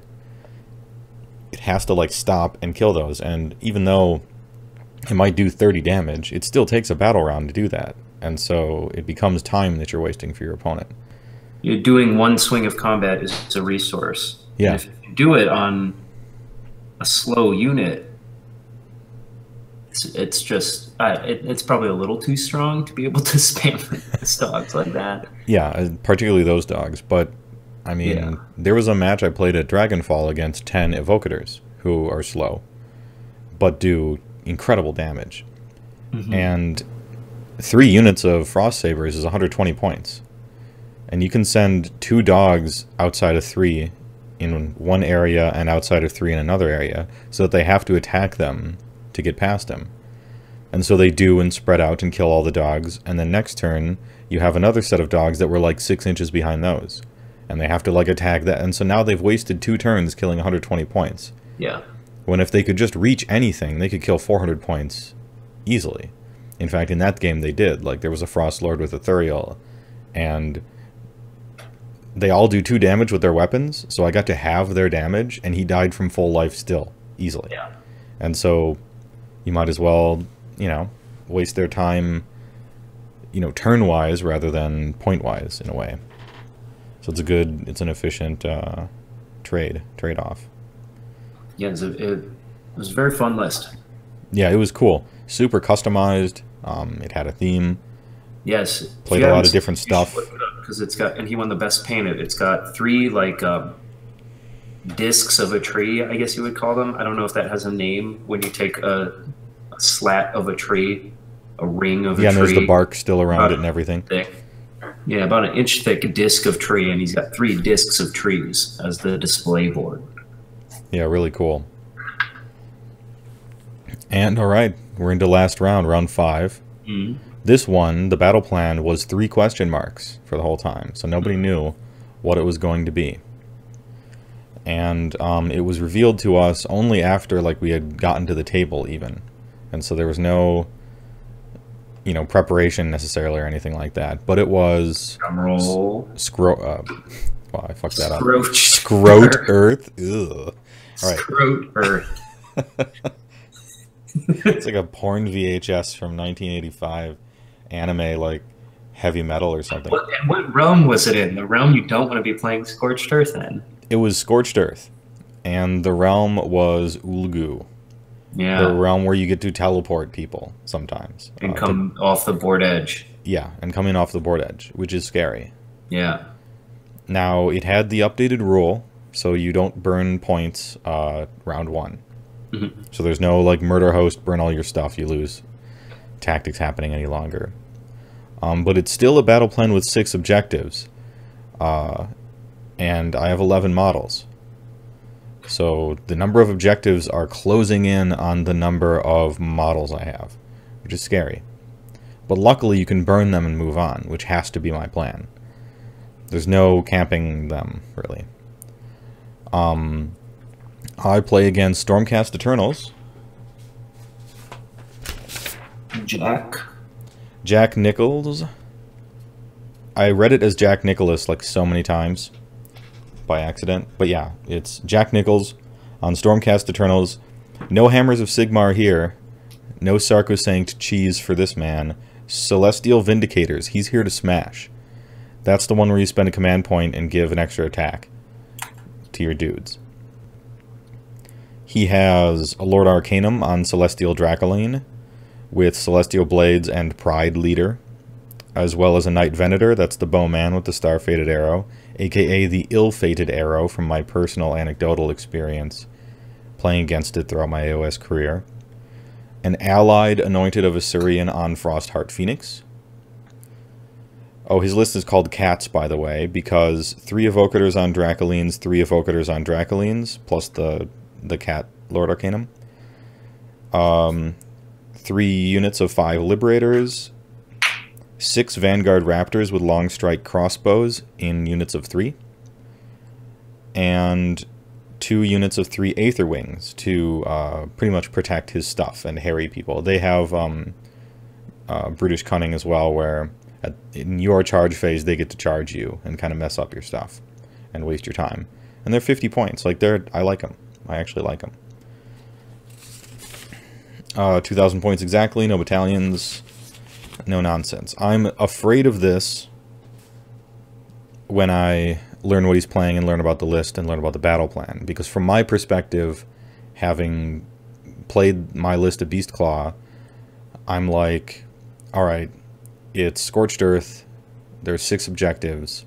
If my Stormcast opponent puts half of his army in the heavens, almost no matter what half, I probably can't win from that strategy. Because it sort of obliges me to go over and kill his stuff and take his objectives, and then he can drop down and take mine, and I can't leave anything on his, because I don't have enough guys, so I have to burn them, and he has to hold for a single turn, and then burn them and win. He makes... I don't know, you know, at the time I'm not sure what his plan was, but it later revealed itself to be a blunder, where he only put the Vindicator, or he only put the Venator in the air. Everything else was on the table. And I put Gingerbread Man in the air, but the Cat's on the table, like 2 on each objective, so I at least score 1 point on turn 1, and then they'll die, but I'll, you know, 120 points to get 3 victory points, that's a great return, so I'll do that. And my plan is whatever third of the table he has least guarded, I'm going to send a Frostlord to scoop the point up. And then L-shaped formation across his back line and just crash into stuff while a Frostlord comes up the middle and do a little pincer attack. My plan is to completely ignore the Frostheart Phoenix entirely for the whole game. It has a 4-up against everything. It's got -1 to wound. He doesn't have, like, that many spellcasters necessarily to buff its armor, but it doesn't matter. Like, I can't kill it. if a Thundertusk shoots it, it's going to take 3 damage. And for 340 points, I'm not in the business of paying 100 point per point of damage like this something. That's a ridiculously bad return. So I'm just going to ignore that thing and try to deal with everything else. So we start the game. He's got the long strikes on the back line. He's got an Aether Wing, something like 6 inches in front of both of those. He's got 5 Liberators on each point. He's got the Frostheart Phoenix in the middle, who's next to the Lord Arcanum on the middle, and next to the 6 Dracolines that are also on the middle. So he has this giant blob of, I'll kill you, don't charge me. In proper Beastclaw fashion, I ignore that and charge it. With the Ethereal Frostlord. The non-Ethereal Frostlord is on my left side, going against his least guarded third of the table, which is just 5 Liberators on his left point. And Gingerbread Man stays in the heavens. So Thundertusks roll up. One of them is in range to shoot. One of them is not. And I shoot Frostwreath Ice at some birds and roll a 1 and miss, so nothing happens. And then Frostlord just kind of creeps up a little bit, but stays kind of far away. His turn, he keeps his men on the points, drops down the Night Venator near my left point with 2 Frost Sabers. He shoots his bow at the Frost Sabers and kills one of them, but they were on Mystical, so one is still alive. Got him. This is great. However, it's kind of not great, and I was kind of hoping they would die, because then he can't charge them and be on the point. But since he failed to kill them with the bow, that means he can charge them if he rolls higher than 9 on a charge roll, and then actually capture the point and probably burn it.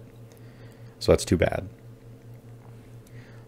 He kind of moves his guys up a little bit, but is ready for what's going to happen. He charges, succeeds, attacks the Frost Saber, who has a 6-up save and 2 wounds, and fails to kill it. So doesn't take the point, and we're just there. What a stroke of good luck. So it rolls back around to my turn, and I charge Frostlord into basically the center of like 1,000 points worth of extremely killy Stormcast and Phoenixes. He kills a bunch, of... but first the Thundertusks move up a little bit, clear out the birds, and do some mortal wounds to some cats. He's shooting my guys with his long strikes, but they're only doing 1 damage because of Stone Skeleton, and it's pretty much okay. I release the Vultures, who have both long strike units within range, which is 30, and I put 1 on each of them, because long strikes, their big downside is it's only 3 guys at 2 wounds each, for 180.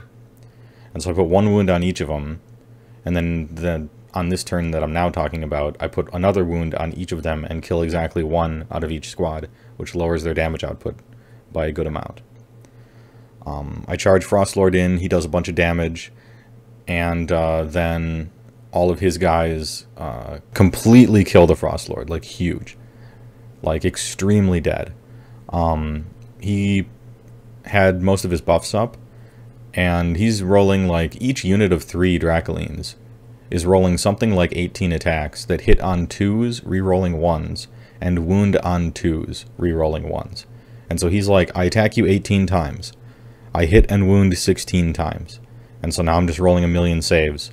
And I only fail on 2s, but it's like I rolled 5 2s the first time and 4 2s the next time. Like I'm getting destroyed. So Frostlord bites the dust real quick. And I'm like, that wasn't unexpected, but it was a little faster than I thought it would be. But nothing is fucked. It's okay. Because my Frostlord on the left side charges up, kills the 5 Liberators, and now he's got the point. Cool. It's turn 2, I burn it. I get a 2 on the roll. And the Thundertusks shoot some cats to weaken them. my Frost Sabers on the right side start running across the table, hiding underneath this bridge thing so that they're out of line of sight from the long strikes, to eventually stand near the objective on his right side that's only being guarded by 5 Liberators. And they'll never engage because then they'll die, but I want to be close to it so that I have numbers to do a thing. This was a good thing and a bad thing. Like, it was a good decision because flashing forward, it allowed me to eventually actually capture that point. But it was a bad decision because on his turn, he used the Ulgu teleporting thing to teleport Frostheart Phoenix onto my board edge near the objective and just capture it and burn it right away. So that sucks.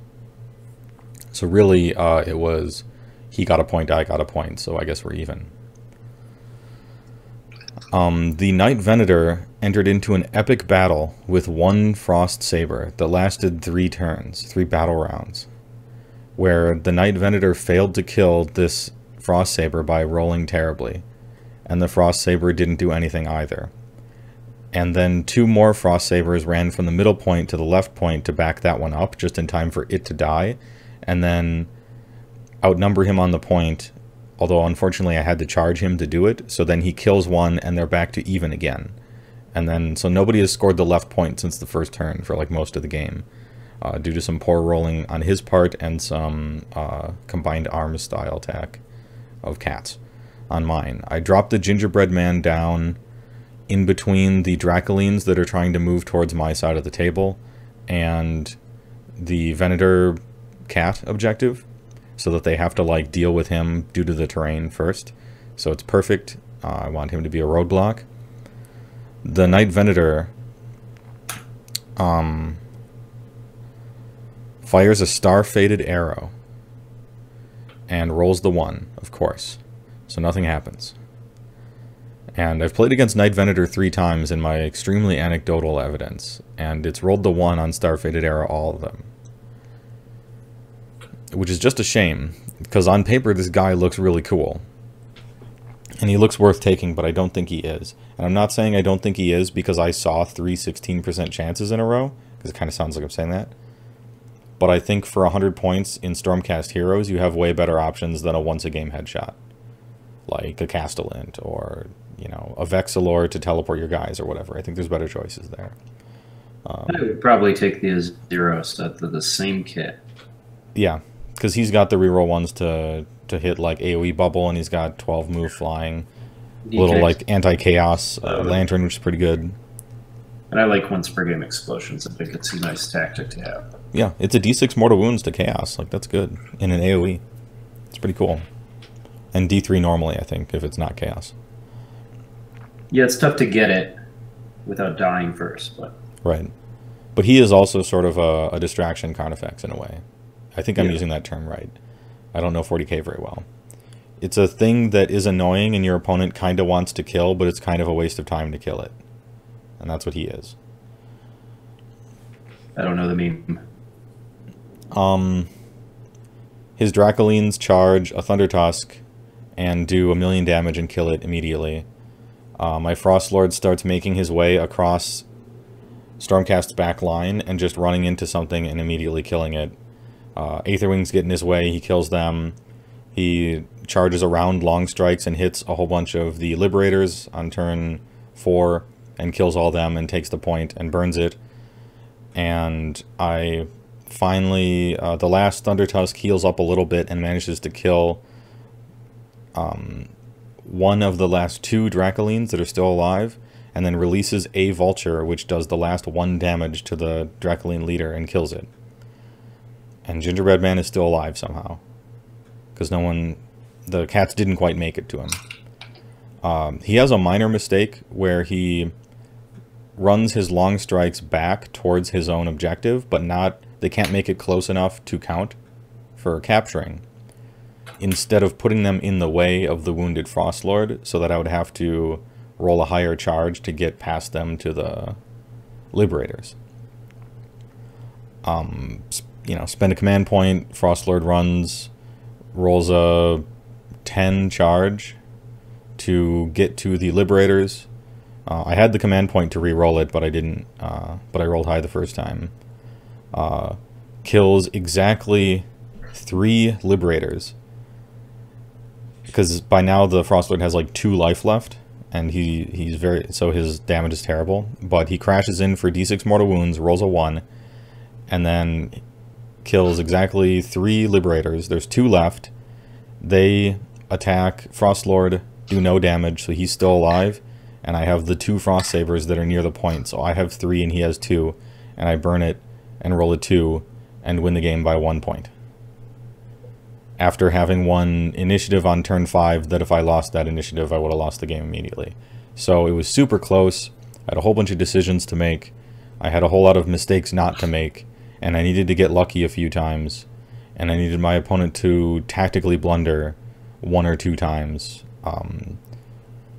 But it worked out, and I got there. And so Beastclaw Raiders 3-2. Huge success. It was super fun.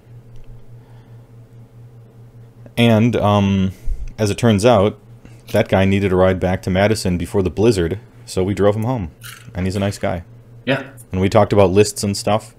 And I make lists for the show, so I'm like, you know, oh, what about this instead of this guy, and what about this instead of this guy, and upgrading this Liberators to Sequitors because you already have the Lord Arcanum out, and we talked shop, and it was a productive, fun little conversation as I drove wrenching the steering wheel around all the way home because I didn't have power steering. But we made it before the blizzard, and all was well. So don't be scared of tournament gamers. No. Give you a drive home. We got you. Yeah. We'll give you a drive home even if we lose. Had I lost, I would have still driven him home.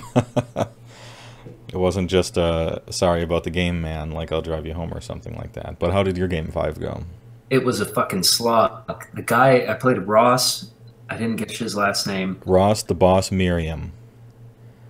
Not that, but his list was absurd. It was a bunch of random chaos stuff.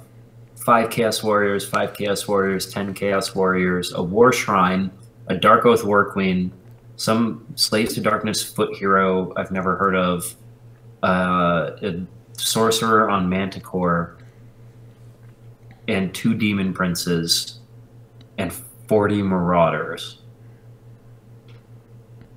So I was like, okay, yeah, whatever. This is fine. I don't need to know any of this. I just like asked about some spells and stuff, and I was like, great, all right, let's do this. I know who to go for. He like told me everything about his army, all his artifacts and stuff. I finished deploying first. I told him to take the first turn. We're in Scorched Earth, and he just kind of moves forward a couple inches and is like, okay, go. I was like, sweet. I will teleport these Ard boys right into your face, because they only need to roll a 6 to charge. So I did that, and I threw Ard boys into his face with the intent that they will die. They did die. They just barely died. They all fled to Battle Shock. Which was awesome, because then when I got the double turn, I used the Olgu command ability teleport, teleported my War Chanter to his back board edge, which he had left unguarded, summoned back 10 Ard boys straight in a line who don't need to be outside of 9 of enemies, only need to be outside of 6 of enemies with the battalion ability. Threw the Mega Boss in the middle of the board, charged up into his War Queen and his Chaos Warriors and stuff, and I was like, okay, let's do this. I got my Ethereal Chaos Lord here. Everybody else made their charges. Charged a Demon Prince on the right-hand side. He had a Demon Prince in the following turn come onto the left-hand side with my objective, and it was Demon Prince and Ard boys and a Chaos Spawn just like beating each other for 5 turns. It was fucking slog because we were on mystical terrain and using cover. And then the other Demon Prince was a 3-up save because he was Nurgle, and then he had this -1 to hit artifact for being, it was like a super shiny armor that my guys were blinded by, so Ard boys hitting on 5s. And then he starts attacking my dragon, and he was like, no man, your Ethereal Amulet doesn't work. I told you I had Gildanbane. And I was like, what in the fuck is Gildanbane? Oh, yeah. It makes your artifacts not work. Why'd you go by her? And I was like, because I didn't know what it was. I just thought you would be dumb and it wouldn't matter. So So my dragon is just sitting there like getting pummeled and like not doing any damage. I'm killing all the marauders. I'm just like slogging it out with these two demon princes on opposite sides, and just throwing more and more Ardboys in so that he can't move. And that was it for like 3 turns. My dragon died. All his marauders died. I burned his point, got 2 points, and then the math just put me ahead by like 2 points at the end of the game. Because he could only get 2 every turn. He finally broke free of all my stuff, and it was like coming to get me on turn 5, charged the brutes on my point, charged a Chaos Sorcerer into the other Ardboys, couldn't finish off the Ardboys. I had finally killed that Demon Prince. No, that Demon Prince left off the left-hand side to go to my middle point, and couldn't kill 5 brutes by itself, of course, because that's 15 wounds of 4-up save. Mm-hmm. My Ardboys just kind of sat there like on the right flank. I had a unit of 10 that couldn't move because I knew he was just going to run from that combat and fly over me eventually and go get that point if I didn't do anything there. So not a lot of killing power. Big Waaaghs, it was fucking slog, man. It was just a lot of dice with a lot of minus modifiers. He also had that Gaunt Summoner given -1 to hit right next to the middle of the board too, right next to the Dark Oath War Queen. And then the War Shrine was giving a 6-up save, and my Mortal Wounds to the Chaos Warriors didn't do anything on the charge. He just ignored all of them. He was like, yeah, that's his army, man. You look at it and you're like, well, there's no synergy here. And you're like, oh, he also had 5 Hell Striders with a -1 banner. That's why I couldn't fucking do anything to that Demon Prince on that side of the board too. So that was also very frustrating. I was like, all right, man, we'll just keep rolling dice. Not a lot of movement. Yeah, then he just did a teleport, tried to charge me, and didn't have enough left. I mean, he didn't have like a big killer unit to come in and get me. Maybe if he could get in and get those brutes, then he could roll a lucky 3 and tie it, but he didn't have anything killy enough. It sounds like the type of army list that Vince hates the most. The one where you're just fighting forever and nothing dies and the game's over after 5 full rounds of just grinding. Yeah, that's how I felt, even with the big Waaaghh. But I mean, I got the victory, and I teleported those dudes in and attacked the Marauders from behind, which was sweet. They got to be cunning. He had 4 left, so he just like inspired them, and I couldn't burn that point right away. So they had to stay there longer. So like all that stuff, all those Ardboys just stayed on that side of the board. Then they ran over and then stopped his warriors from coming to my side, and yeah, there's not much he could do. He didn't have the speed with his bodies to get to my side, and I had the speed with the bodies and then like killing power when I needed it to kill his bodies. So he had a little bit of a lack of killing power and power protection, but he definitely had the defense down. Mm-hmm. And Gildanbane was a tricky, a tricky artifact. I didn't even ask what it did. I was like, I'll just kill that lady. But then she's got like a 5-up, and then another 5-up, and then a 6-up from the War Shrine. And then also your artifact doesn't work. And his prayers are like making him reroll saves, and Ocular Vision makes him reroll saves. I think that's what the prayer does, or the prayer's like reroll hits and wounds. I don't know.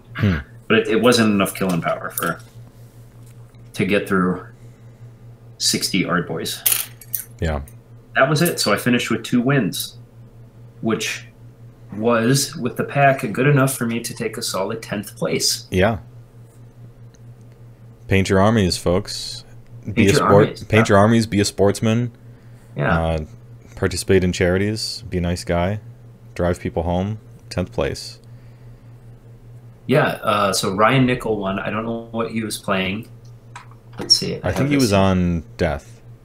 The first place guy was on like Nagash and Ghosts and stuff, if I recall. If you're talking about the guy who got 5-0. This was the one that was painted all blue, you know, like a ghostly blue for everything, even Nagash. Yeah, so he won the 5, and then Adam Trunzo had 4 games. He was in 2nd place with 87 points. I can't find this document now.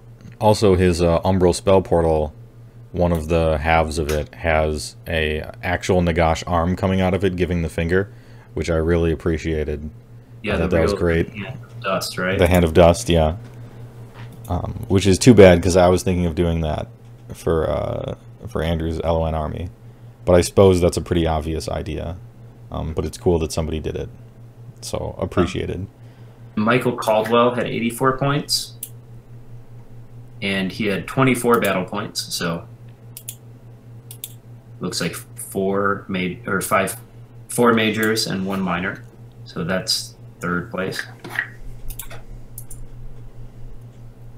Yeah, I think I was like 15th or 16th or something like that. By the end, I had 80 points. Oh, I'm sorry. Donnie Gorlitz got 2nd place, not Trunzo. Oh, okay. With 80 points, 21 battle points there. And then there was, for 6th place, 4-way tie. That was with me with 82 points. But my battle points were pretty low. I had 13.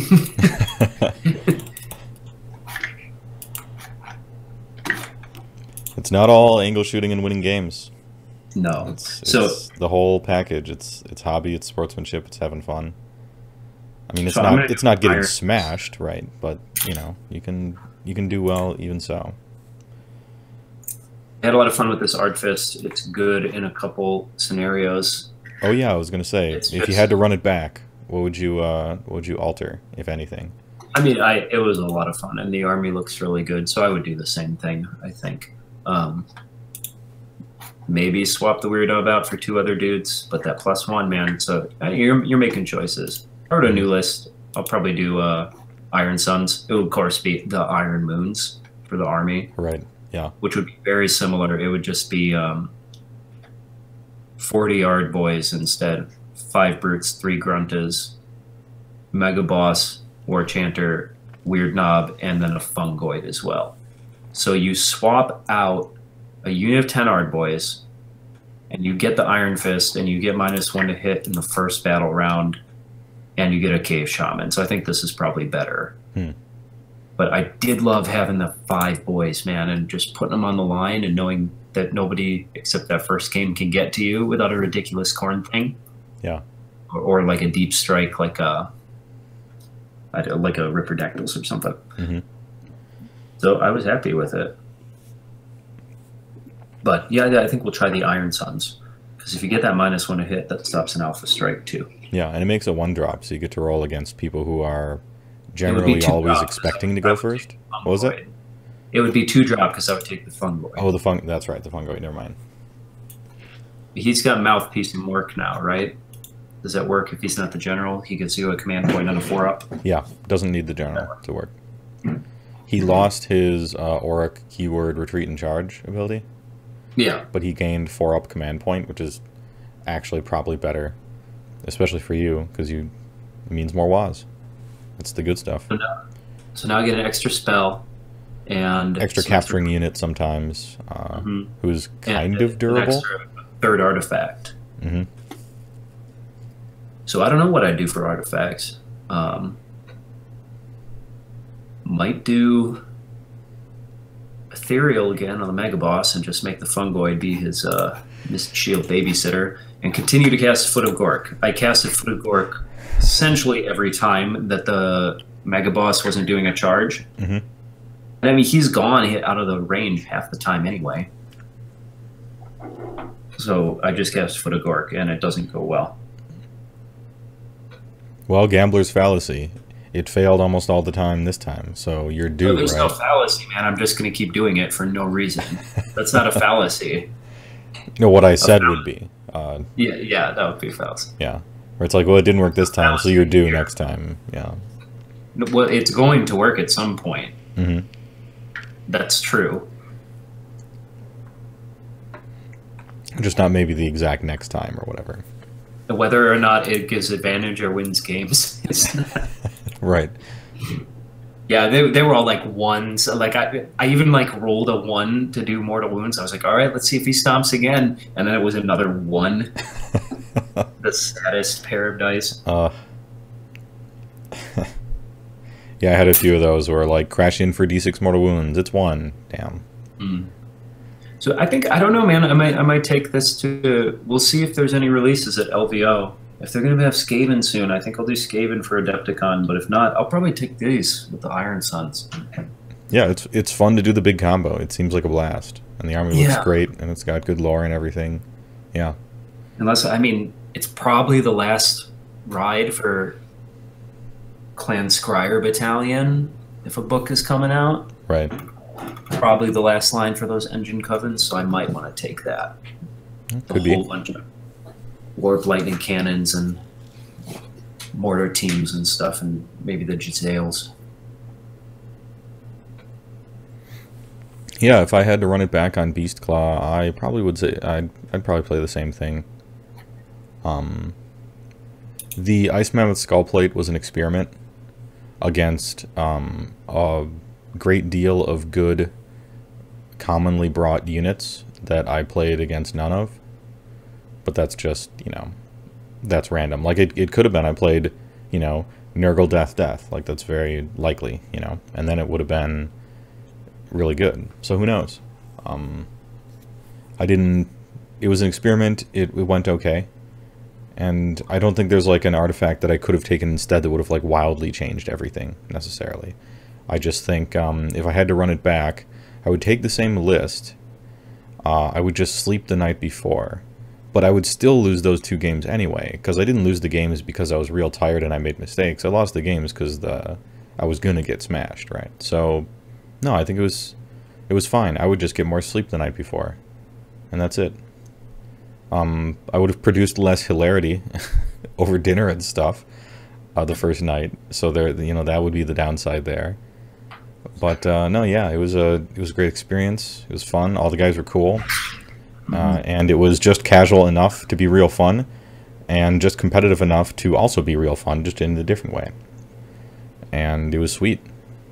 Yeah. I have good things to say. So, you know, is this the last ride for Beastclaw Raiders? Not with the way I procrastinate. We'll see. The plan for Adepticon... What was that? When's LVO? LVO is like next week. Oh. And so I'm bringing them to that. Yeah. But it can't be this version because I can't fit 4 behemoths in the carry-on thing. So too bad. My army choice is going to have to more be predicated on what I can fit onto a plane that won't get crunched, more than like the best list. But you know, I'm playing Beastclaw. Who cares if you bring the best list or not? In a fashion. For Adepticon, yeah, we'll see if I get these IDK painted up in time. You know. Word on the street is a lot of the old first edition battle tomes are getting at last a second ed update. I've heard Fire Slayers, I've heard Ironjawz. I haven't heard Beastclaw, but they're right around that time period and they're suffering. So, you know, we'll see. We'll see what happens. Ironjawz just need a little oomph. All their war scrolls are good.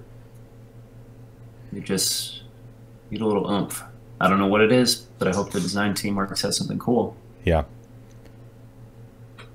Yeah, I mean, it really doesn't need much. It's like buffs last until your next hero phase instead of end of turn. I mean, such a minor change, and that's huge. You know, suddenly they're like grinders rather than a combo. Just +1 attack and have it happen in the combat phase. Yeah, like beginning of combat phase, spend a command point, +1 Waaagh, yeah. But it only works for that combat phase. But you can do it in your opponent's too. Yeah, it's like the start of the combat phase or whatever, and you can spend start of any combat phase, you can spend points. Mm-hmm. Then it really shows because like Savage Orcs are all about the hordes, right? Everybody's getting psyched up for the big Waaagh. This shows just it's really top down. Your leaders are very much in charge. The leader just what's a Fist of the North Stars off his shirt, and everybody starts Fist of the North Starring off their shirt in response to his awesomeness. Yeah. I feel like that's more thematic. It shows like he's a mega boss, man. He should be able to just flex and everybody gets excited because he's got so much Waaagh in him. Mm-hmm. To me, that's more thematic, that you can just punch it up like the Fire Slayers runes. You ready? Let's do it right now. Let's punch it up. Yeah. Yeah, I look forward to it. Well, thanks for joining me on this, not only on the tournament, but on the tournament report. Yeah, look forward to the next one, Adepticon. Anything else? No, I was thrilled to meet a bunch of new people, Everybody said nice things about my army and how well it was painted. So I was really happy that all that effort showed up and I got good feedback. So that was awesome. It's nice when you put forth effort and everybody sees it. And it's nice that everybody appreciates the lores of the armies. And you get there was such a nice balance of people wanting to play crunchy games, wanting to strategize, wanting to look for good tactical moves, but also just loving the lore and loving the world and being interested in cool shit happening.